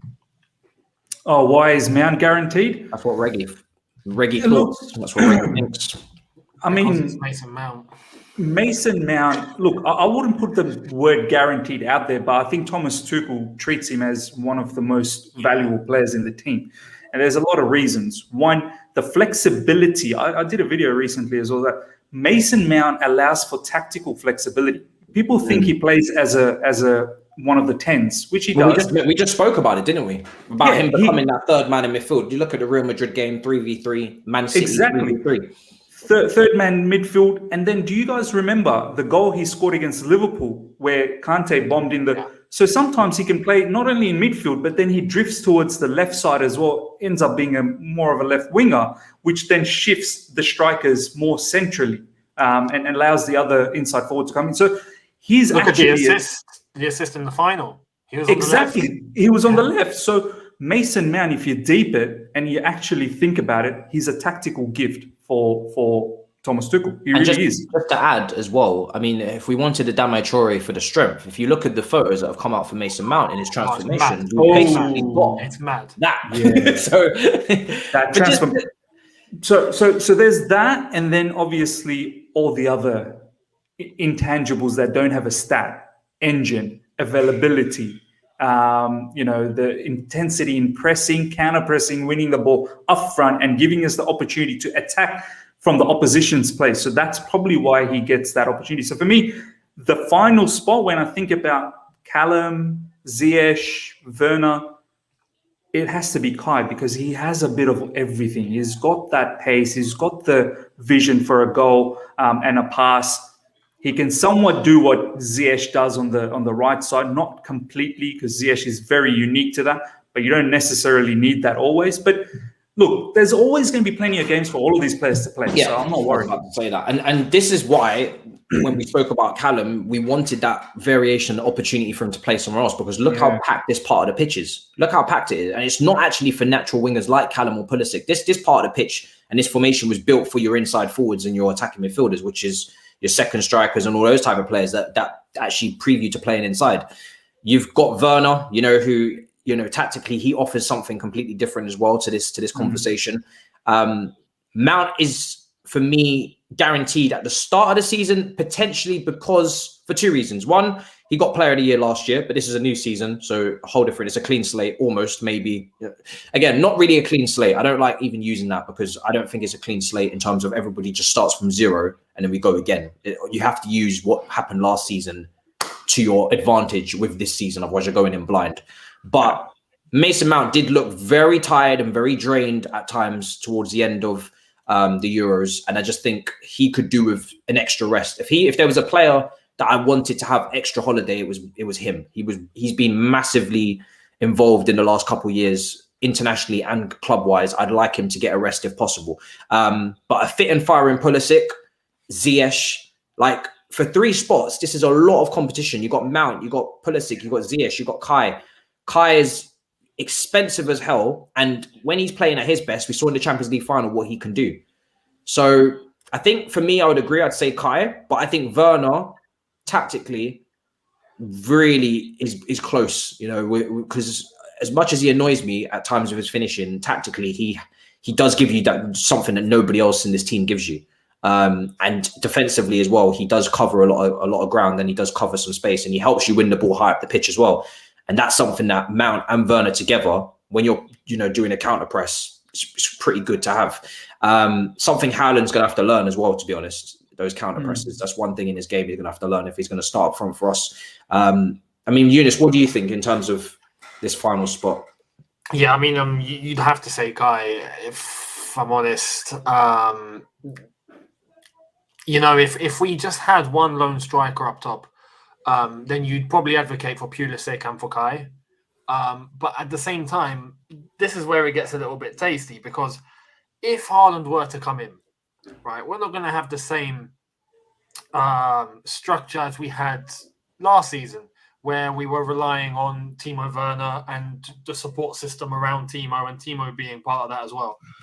If we bring in Haaland, what are the chances that we might actually play with two up top and have Werner as a supporting role to Erling Haaland? And then that eliminates the whole winger thing in general, because if we're going with a 3-5-2, there's three midfielders in behind the two strikers. Well, Pulisic, Hudson-Odoi, all of you lot on the bench. It's as simple as that. There's no room. You got the wing backs, and that's it. So it gets, there are questions. There are questions on how we would actually utilize Haaland. And if that means Werner will be on the pitch or not. Is he going to be direct replacement for Haaland when we decide to rotate? But are we ever going to rotate Haaland? Because it's flipping Haaland. Do you know what I mean? The Carabao Cup games against Peterborough, I'd rest him. I mean, yeah. Because that would be unfair. Like, you'd actually see grown men crying who have mortgages to pay and families to feed. And I'm a ruthless guy, but I'm not that ruthless. There's no need to throw an Erling Haaland onto the pitch when you're playing, Peterborough or someone in the Carabao Cup third round. Like, that's just that's not necessary or nice. About 10. It's just not nice. Do you know what I mean? We've seen what Haaland's like. He clearly, and I don't know why we're making this assumption that he's even our player. At this point, I think we're just in that point where we're so sick of the transfer saga. We're just going to pretend he's our player now on this show. Matisse, we even got the jersey to fit him now. So yeah, I mean, someone's already we've got a lovely new kit that came out today. It was yellow. Perfect for him. So we're at that phase now. Where you're at a game and your team's getting battered and you're not going to score. So in the stands, you start singing, "Let's pretend we scored a goal." That is what we're doing now. The reason, we're just talking about him like he's ours because we're over it. He signed. You just missed it. He signed. He's on loan to Dortmund. He's on loan. The moment that yellow kit was announced, I was like, yeah, that's it. I'm done. Yeah, that was his idea. That was his idea. He wanted. Can someone tell Haaland the loan is over? Like the new season starts. It's over. I remember when Sancho was out on loan as well for me, and that didn't work out very well either. Sold him to Man United for 80 million. It's a joke. But thank you so much for the super chat, bro. Here, thank you. Appreciate that. I wish you had said something. I mean, I don't know how super chat works. Maybe you can't say anything if you do that amount. I don't know. Oh no, that could just be a mistake on their end. They might have wanted to. It really annoys me when that happens to them because I want to read it out. There's nothing to read. I think he's followed it up. Okay, perfect. There we go. I see a 4-2-3-1 with Koundé, Silva, Chilwell, James, Werner, Kai, Haaland up front with Mount, Rice. Wow. Is that more than 11 players? Wait a second. 1, 2, 3, 4, 5, 6, 7, 8, 9, 10. Oh yeah, he's right. Yeah. Okay, all right, cool. Now that we've got that out of the way, so you're saying that Haaland is playing up front, Werner on the left, Kai on the right wing. Werner, Kai, Haaland up front. I don't like. See, this is the thing. This is why I like the three at the back. I don't like Werner out on the left wing. We've seen it under Lampard. It's not his game. He can't take players on and beat them 1v1. Don't want to see that. And I don't really want Kai on the right wing, even though he can play out there. I think I want him on the ball as much as possible in the middle. And I also don't want to see Christensen and Rudiger on the bench, two players that played in the Champions League final and led us to victory, because I just don't think that's healthy for the whole situation there. I don't see that being a good thing. And even there, your two centre-backs are they're not the most, again, I don't know. I don't know about all that. I'm not feeling that, man. Sorry. I'm not feeling it. I just feel like three at the back that's the one for me. That's the one for me. The only way this could be settled is if we go to FIFA and we ask to change the rules. That way we can have 13 players on each team. That's what we need. That's what we need. We did have a friendly against Bournemouth. Ogbo and Brozier got the goals, and that was nice. A credit to Brozier because he's got goals in all the preseason games so far. Ogbo got a really nice header.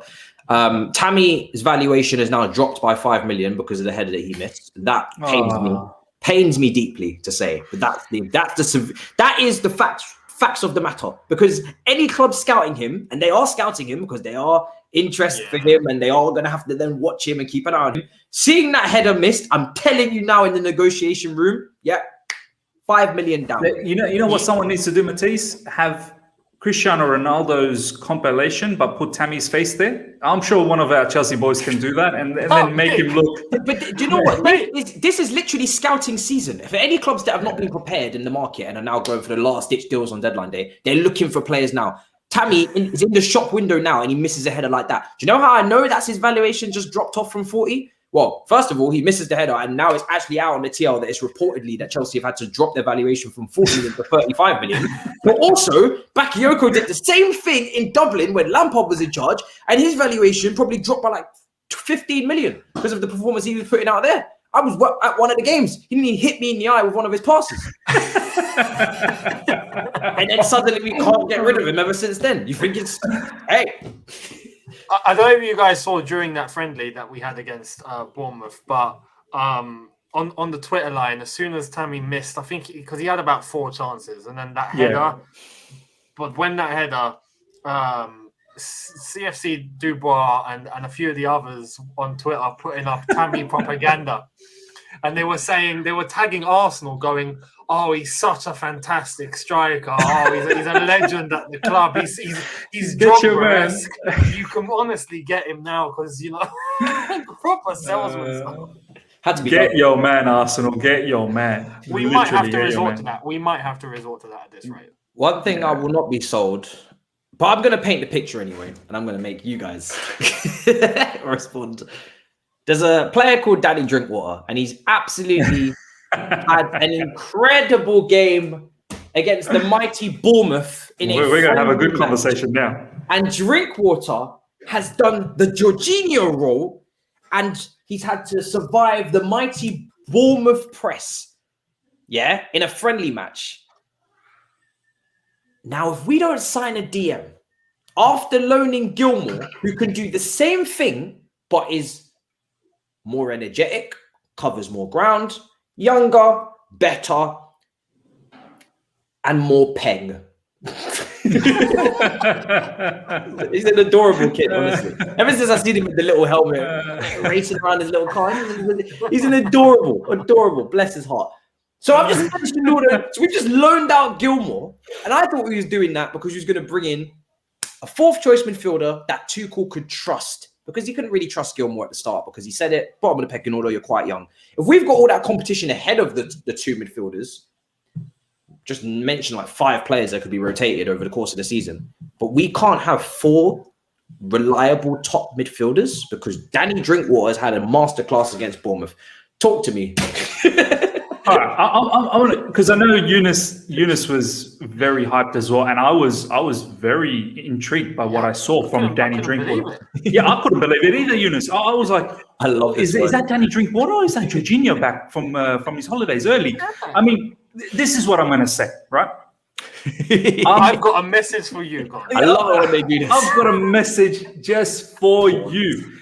I'm not advocating for him to get a squad spot for next season. Not at all. I'm not advocating that. I haven't forgotten the misdemeanors that this particular footballer has had over the last 3 seasons. I have not forgotten that. I completely understand that. But what I'm saying is, I've seen it in social media, whether it be in Instagram or football Twitter. People are not willing to admit the fact that he had a decent game. That's where my issue is. Oh yeah, I'm not saying go out there and say he had a masterclass. I don't think he had a masterclass. I think he had a very decent game. And what I was advocating is that I don't mind seeing him against Arsenal now. I'm intrigued because he played very well as a register spot. And then obviously you saw someone like Conor Gallagher who came in, couldn't handle that spot. And I'm not having a go at Gallagher because that's not his spot. He was far more better when he was playing that 8 role in the first half.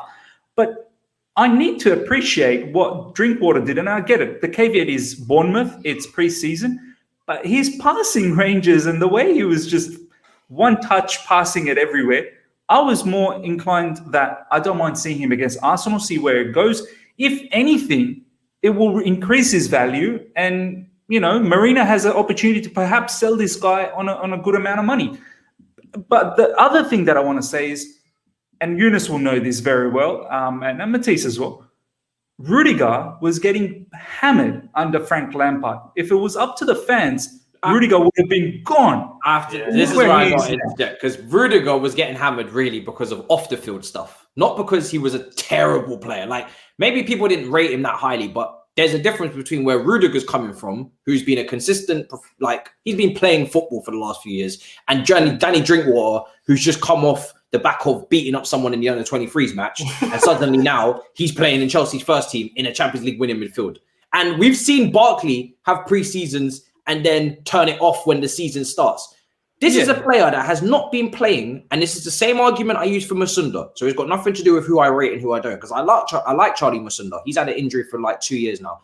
If you have not been playing regular first-team football for seasons, we're talking about 2 or 3 seasons, you're not going to be playing at Premier League level. You're not. We need to put some more respect on the Premier League and more respect on the players that are literally in peak condition all year, every year.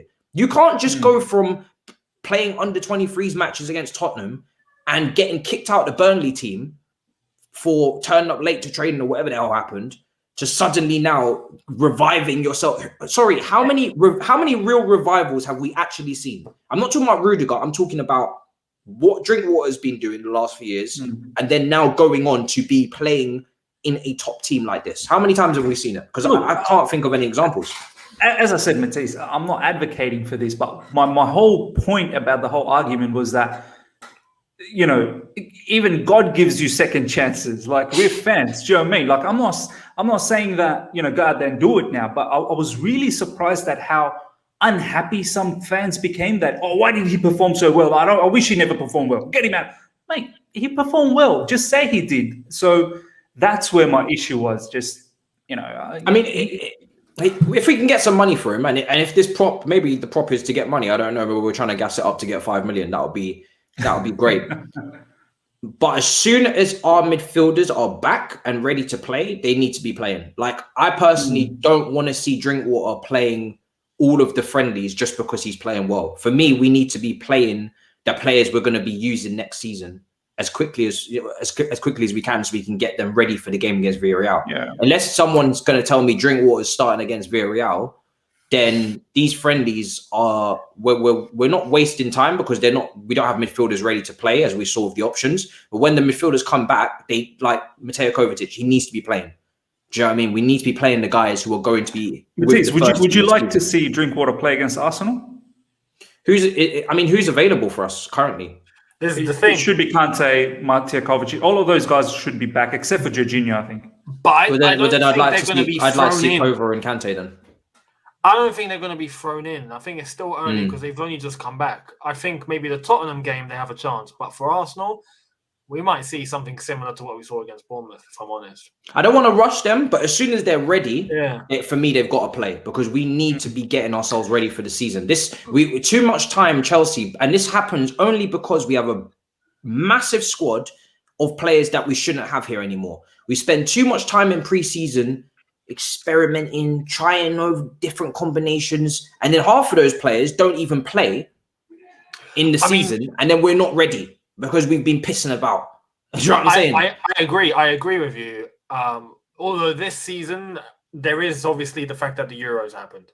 And I think if it wasn't for the Euros, right now we'd be prepping with our main players.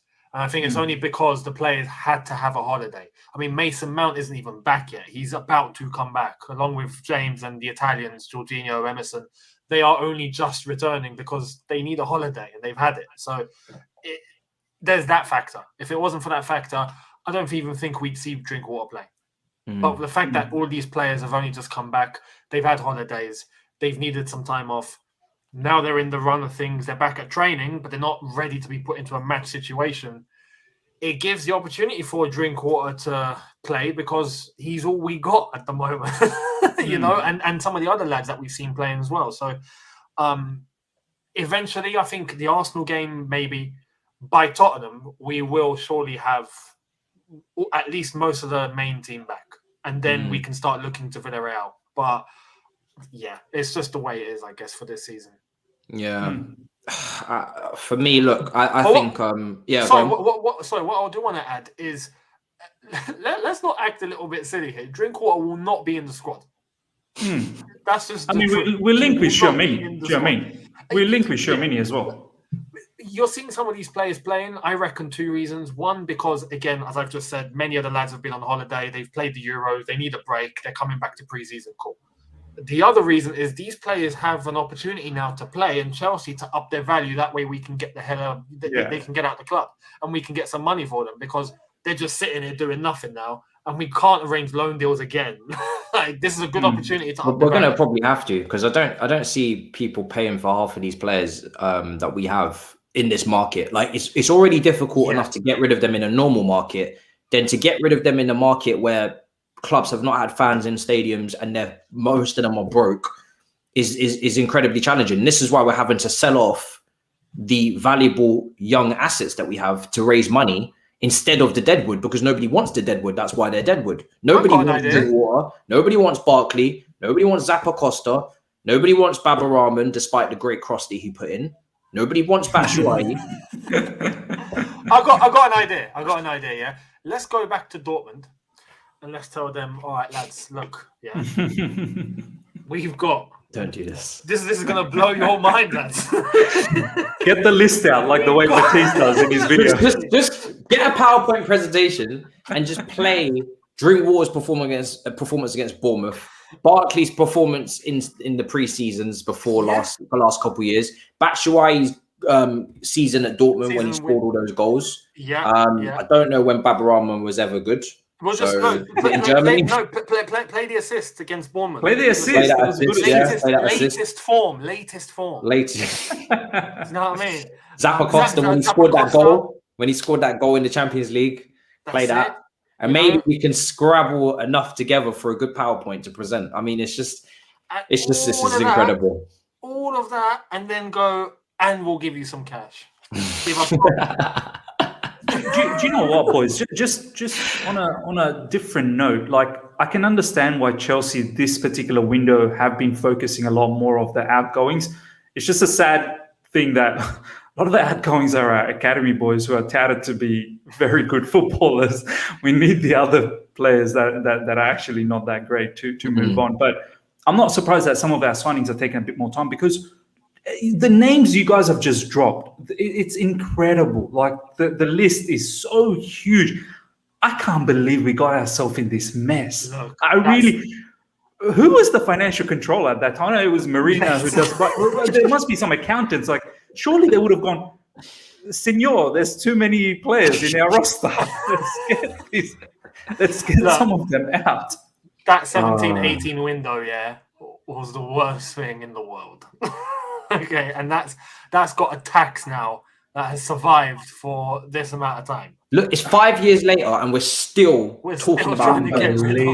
4 years later, and we're still talking about the same window. And this is what happens when you don't do your due diligence in a transfer market. You can set your club, because all these players signed 4 or 5 year contracts. That's why they're still here. Nobody signed new deals. Drinkwater's deal expires next year.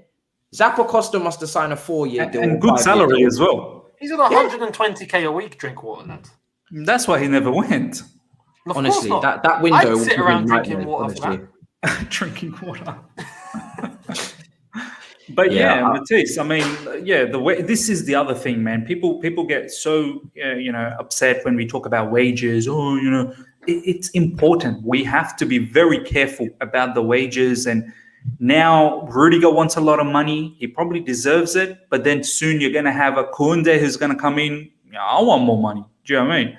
And you got Christensen who hasn't signed a contract. I know I want more money. So we got to be careful. Before you know, the base salary of the club becomes 150 to 200, where everyone earns that. And then you have the Haalands who starts earning 400. So I mean, it could be worse. We could be Barca. That is just a whole nother. I still need to do a show on that at some point with Guillaume Balaguer. I need to talk about that in depth. A whole show just talk about Barcelona. I'd love that. I'd love that. And maybe I'll just have the UEFA Lona situation behind us as the backdrop, just to really fuel my anger. To wind him up. But before we go, because look, guys, we've given you a long show. We've explained tactics like Pep. So for our lateness, we've made up for the lateness with the whole wide and the vertical thing. You know, we did all that. Now we're giving you a long show. Close. So close. It's nearly 2 hours. Yeah. So we made up for the lateness, people. Made up for the lateness. But also, I mean, Kennedy's back at Cobham as well, if anyone was asking. Oh yeah, my we still days. What? We still have Kennedy. Yes, There we you still go, have boys. Kennedy. Back up, left back. Remember that goal he scored against Norwich? What a goal. So, did he score that goal against Liverpool as well? Outside of the box, there was a goal against Liverpool. Remember. Yeah, maybe. Stick that in the PowerPoint for Dortmund. Yeah, throw that in the PowerPoint as well. We didn't even mention Bakayoko. He's on the list. Look at that. I'm telling you, you mentioned Real. Look, a Real Madrid channel immediately. We need a sponsorship.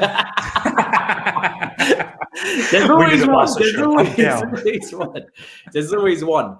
But before we go up, let's talk about the final topic, which is Gallagher's performance, because that was interesting. And do you know what was so interesting about it is I finally understood. Let me see how old Gallagher is before I continue talking, because I don't want to.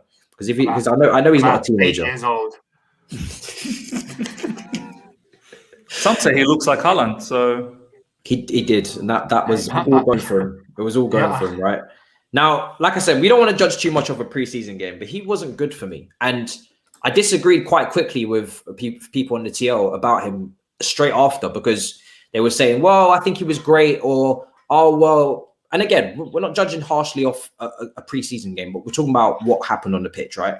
In my opinion, he was not good, and when you start to try and say that he was because he had energy and he ran around and shit, I love all that. I love the energy thing, because Werner gives you that and Mason Mount gives you that. But you've got to bring basic technical things that you've got to have as well. You can't be giving the ball away as much as he did. And the mistakes that he made, we nearly conceded a goal from one of them as well. And also just started to give the ball away a lot. I think that was mainly in the second half. And I think it goes to show that the player, for me, the player is not quite ready. And I think get him a nice loan. And he may never be ready, by the way. And that's something that we have to accept. We can't think that every single player coming from the youth system is going to be Chelsea level. He could be West Ham level. He could be Southampton level. And that's okay. That is a success. The whole point of the academy is to bring players through to first team football, not necessarily just for us, but for first team football, period. And if they make it to that level, there's so many stories of players that don't make it past 18 years old and they have to go and get a normal job and they have to do that. And they don't make it because their club has not got them to that level from 8 years to professional. So for him to just be playing Premier League football is a massive success. If you tell a kid at 8 years old when they join your academy, we are going to make you a Premier League footballer, I think we undervalue just how massive that is, because we're Chelsea fans and we are at the top level in terms of we're talking about top players and winning top honours. You're going to be playing in the Premier League earning 30, 40 grand a week minimum. That is huge. That is massive. And it's a high level. So I don't think it's an insult to say that he needs to go back out on loan again. To a Leeds or Crystal Palace or whatever. I think he could end up going to Crystal Palace with Mark Gurhey. I think that might be almost. Yeah, I think that's just around the corner, the Palace one. We're talking mid-table teams, Arsenal. But you're relentless. You are relentless. Younes is on fire today. You are relentless today. But we need to remember at Chelsea, that midfield spot, you need to be special, man. You need to be extremely special. You can't just be a road runner. I'm sorry. You can't just be running and covering ground. You have to be special level. You have to be able to play in that midfield. And the Thomas Tuchel system, although it covers up flaws, it also will expose some ones quickly as well. It will expose some flaws quickly if you don't have the ability to play in that midfield. So I think him playing in Chelsea's squad he's not ready for that. I mean, he will be going on loan to Palace. That's a 1 year loan. He will be. So we'll see what he does out there. Hopefully he succeeds. I mean, look, to be honest, with the amount of signings Vieira's making, the transformation at Palace looks mad. Hopefully he settles in, he develops well. And, icing on the cake, I mean, for you and me, Matisse, Selhurst isn't far. So we go and let's keep him on his toes. Let's go to Selhurst. You know what? That's not a bad shout. If Chelsea and Palace are not playing the same day, we could go to Crystal Palace, go to some games. Tickets will be cheap enough, and do some scouting. We'll just focus on Gallagher. We can make a whole vlog out. We can make a vlog out of it. Yeah, okay. Scout Mark Gurhey, who's got the matching clause. We can paint that up to be like the buyback, even though it's not. And we'll scout those two, and we'll come back with a report. It'll be like a vlog. And do you know what? That state, I remember last time when I was in London, and there's what's that particular train line that goes and you can see Sellers Park from the train? There's a particular line that just goes from the window, you can see. So I remember every time I'd go home, I'd be like, wow, that's a nice stadium. And then my cousin would be like, yeah, that's Sellers Park. And I'm like, Sainsbury's next to as well. You can get some yum before you go in. It's brilliant. Yeah, so it's a nice stadium. I'll that'd be mad if you guys do a vlog. Honestly, like that's a shout. Like if you both go and do a vlog and do a scouting on What are we gonna call it? The Gallagher scouting report. The Gallagher report. For Mark Gurhey, man, for some extra keywords in the title. So I'm thinking. But just quickly on the Gallagher thing, like if I'm being balanced about this particular match, once again, it's just a one-off game. But for me, the first half was fairly okay because he was playing as an 8 and he was pressing, counter-pressing, winning the ball up front. Everything that Thomas Tuchel probably desires from that midfield position. Obviously, he would like goals and whatnot. But there's a reason why Thomas Tuchel said that he does like this player. But then I think in recent article from Sam from football.london, who broke this news that he's gone to Palace, he had a one-on-one conversation apparently with Thomas Tuchel. And Thomas Tuchel was genuine that I don't think you're going to get enough minutes at Chelsea. So he's now looking at Palace. The thing about a lot of the fans that are saying he didn't have a good game, which I think is reflective of the second half. And I think that's not his position because in second half, literally, we went with a lone DM, Barkley and Ross, Barkley and Ruben Loftus-Cheek, and Barkley and Ross, Barkley and Ruben Loftus-Cheek, and the two strikers up front. So literally, Gallagher was a lone DM, and he looked out of. It was too much. Like he didn't know where was his hand from his backside. Do you know what I mean? Like he didn't know what was going on in that situation.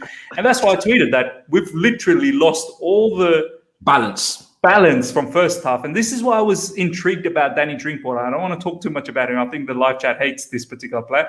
But we lost that balance in the first half where we were so much in possession, in control. And then in the second half, Gallagher, it's just not what he does. But what are we looking for as to build from your point? We are looking for a holding midfielder. And that's why he doesn't suit He doesn't suit the fourth midfield option, even if he was playing well, because he's not a holding midfielder. He is a CM, just who wants to go a little, he's a little bit box to box. I don't like calling him Kante-esque, but we've got Kante.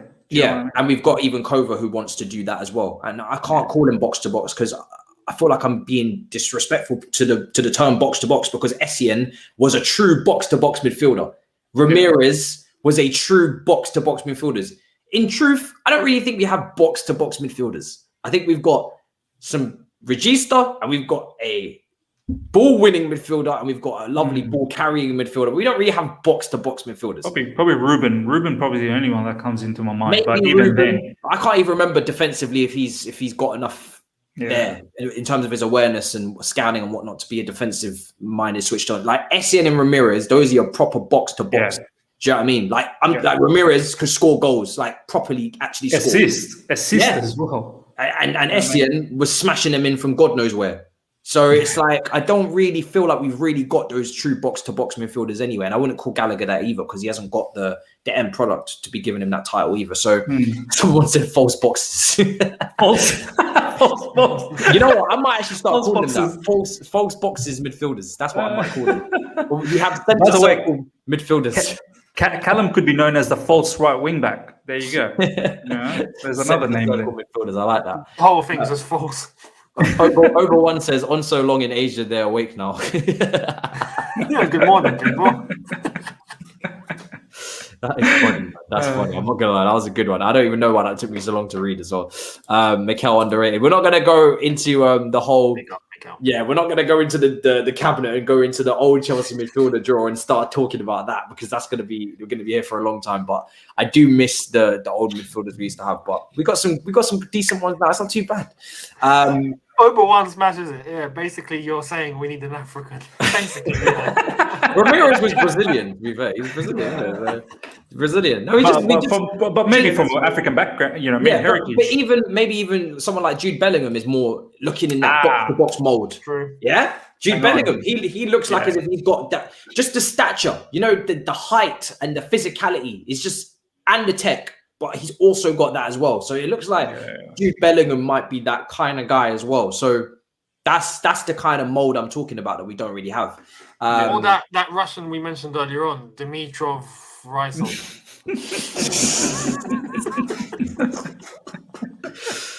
Younes, the Arsenal stuff, the Declan Rice stuff, this particular stream. Oh my days.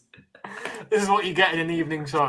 You don't get this on the morning show because me and Younes are just getting up and it's like it's all still groggy and the news has just dropped at 8 a.m. and we're still funneling through all that nonsense as well. We've had the whole day now to think about it. It's a different vibe you're getting. You know what I mean? It's late at night. I've got a drink. I can bust out the apple juice. Things like that can take place.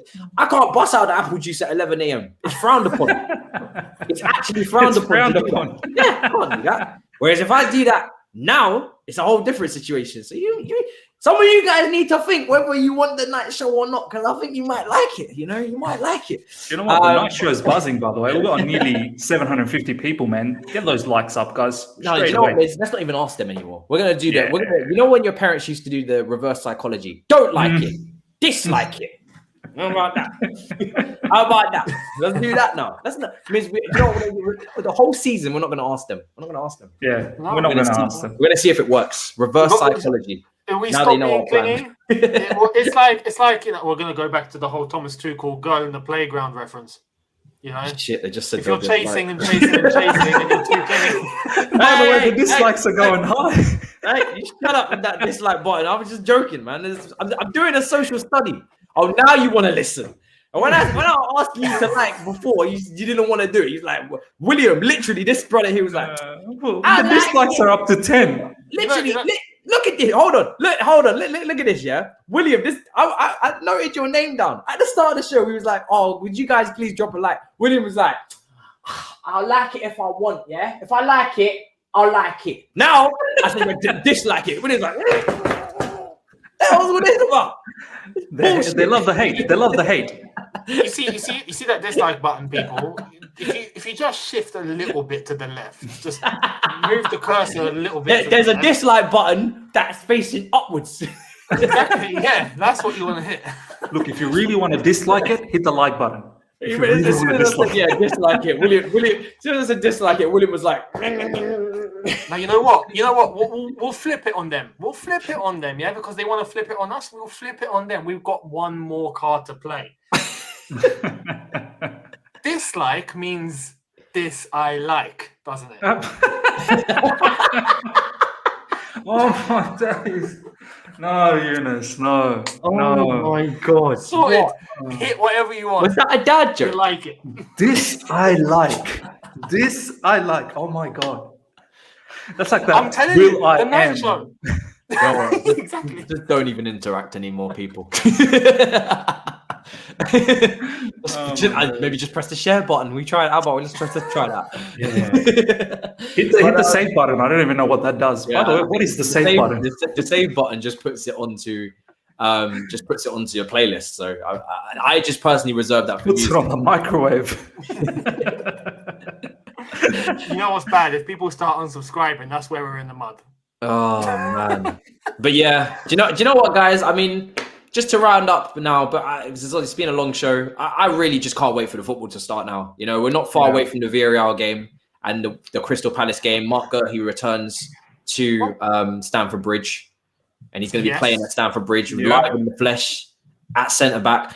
Funnily enough, that will be his first Premier League appearance at Stamford Bridge. Wow. Stories, headlines. Yep. And I can see it now. Mark Gurley scores late winner, 90th minute, crashing from a corner against Chelsea. Chelsea puts 6 past Mark Gurley on his introduction to Premier League.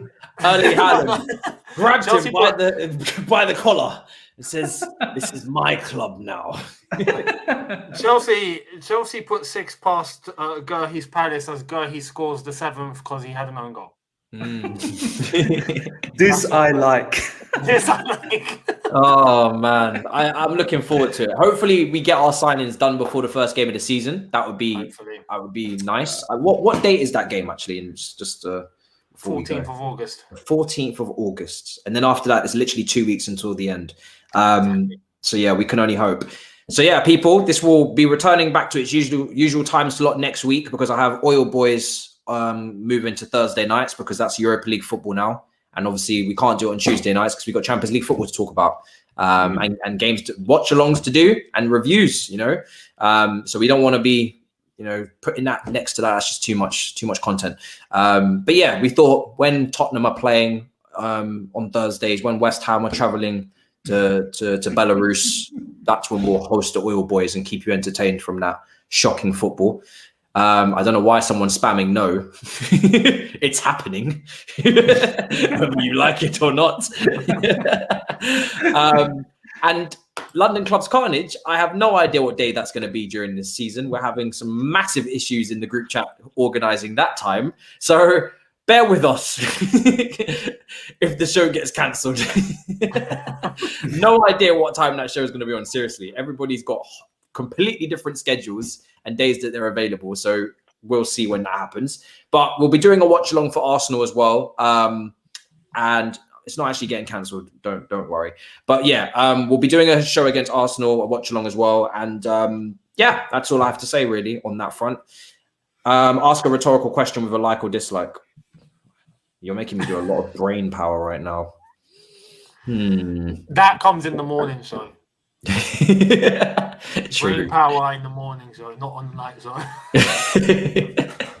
Miz, let them know where to find you. Any content coming out, let them know. Tomorrow, Friday. Oh well, tomorrow. I'm thinking like you guys. I am tomorrow. I am on tomorrow. You are the tomorrow. I am today. So you are taking us into the next day, not you. Exactly. I've got some of the Aussie boys back on my channel. So RJ and Scott. We're starting an Australian sort of flavored new show on the channel. Artwork's ready, videos ready. We're going to try our level best to get a lot of the Australian players that played in the Premier League or La Liga. We've already got one lined up for the first show, which is going to be very, very exciting. Exclusive. Drop the name. Foster's at the ready. Drop the name. Exclusive now. I'm not going to drop the name, but you guys probably clues. It's a goalkeeper, Australian goalkeeper that's played in the Premier League. It's got to be. But yeah, I mean, there's actually quite a few goalkeepers that's played, so it's up to you guys to figure out. You know it is. And yeah, so that show is called the Down Under Football Crew. Look out for that sort of that group coming together today or tomorrow for you guys around 1 p.m. But the official start of that show will be just before, I believe, Super Cup. That's when we have the guest lined up. Mm-hmm. So yeah, that's coming up. The reviews I won't have a preview for Arsenal game. I think it's too difficult to do previews on these, the friendlies. I don't even know what's the lineup and all of exactly. But I'll definitely have a review. Definitely will have a review and just tune in if you're enjoying. The channel's doing really well. Can't complain. We're up to 6,200 subscribers. Mm-hmm. I think the last 28 days, something around 1,000 subscribers as well. So it's been good, man. I can't complain. Yeah, man, it's been good. Yeah, that's fantastic. That is if you get 1,000 subscribers in 28 days, you're living life, honestly. Especially during the summer when nothing's going on. Yeah. So that's the link in the chat there, people. Make sure you go and subscribe. Younes, let us know, bro, where to find you. What's coming up? What's guaning? What's guaning? So we've got obviously. I mean the new season about to kick off. Watch-alongs will be on the way back. That's going to be fun again. We've got obviously I will be doing reviews for the pre-season friendlies, so Arsenal, Spurs, and then we look into the Villarreal Super Cup game. But aside from that, it's all transfer news and some generic football topics as well, some double upload days.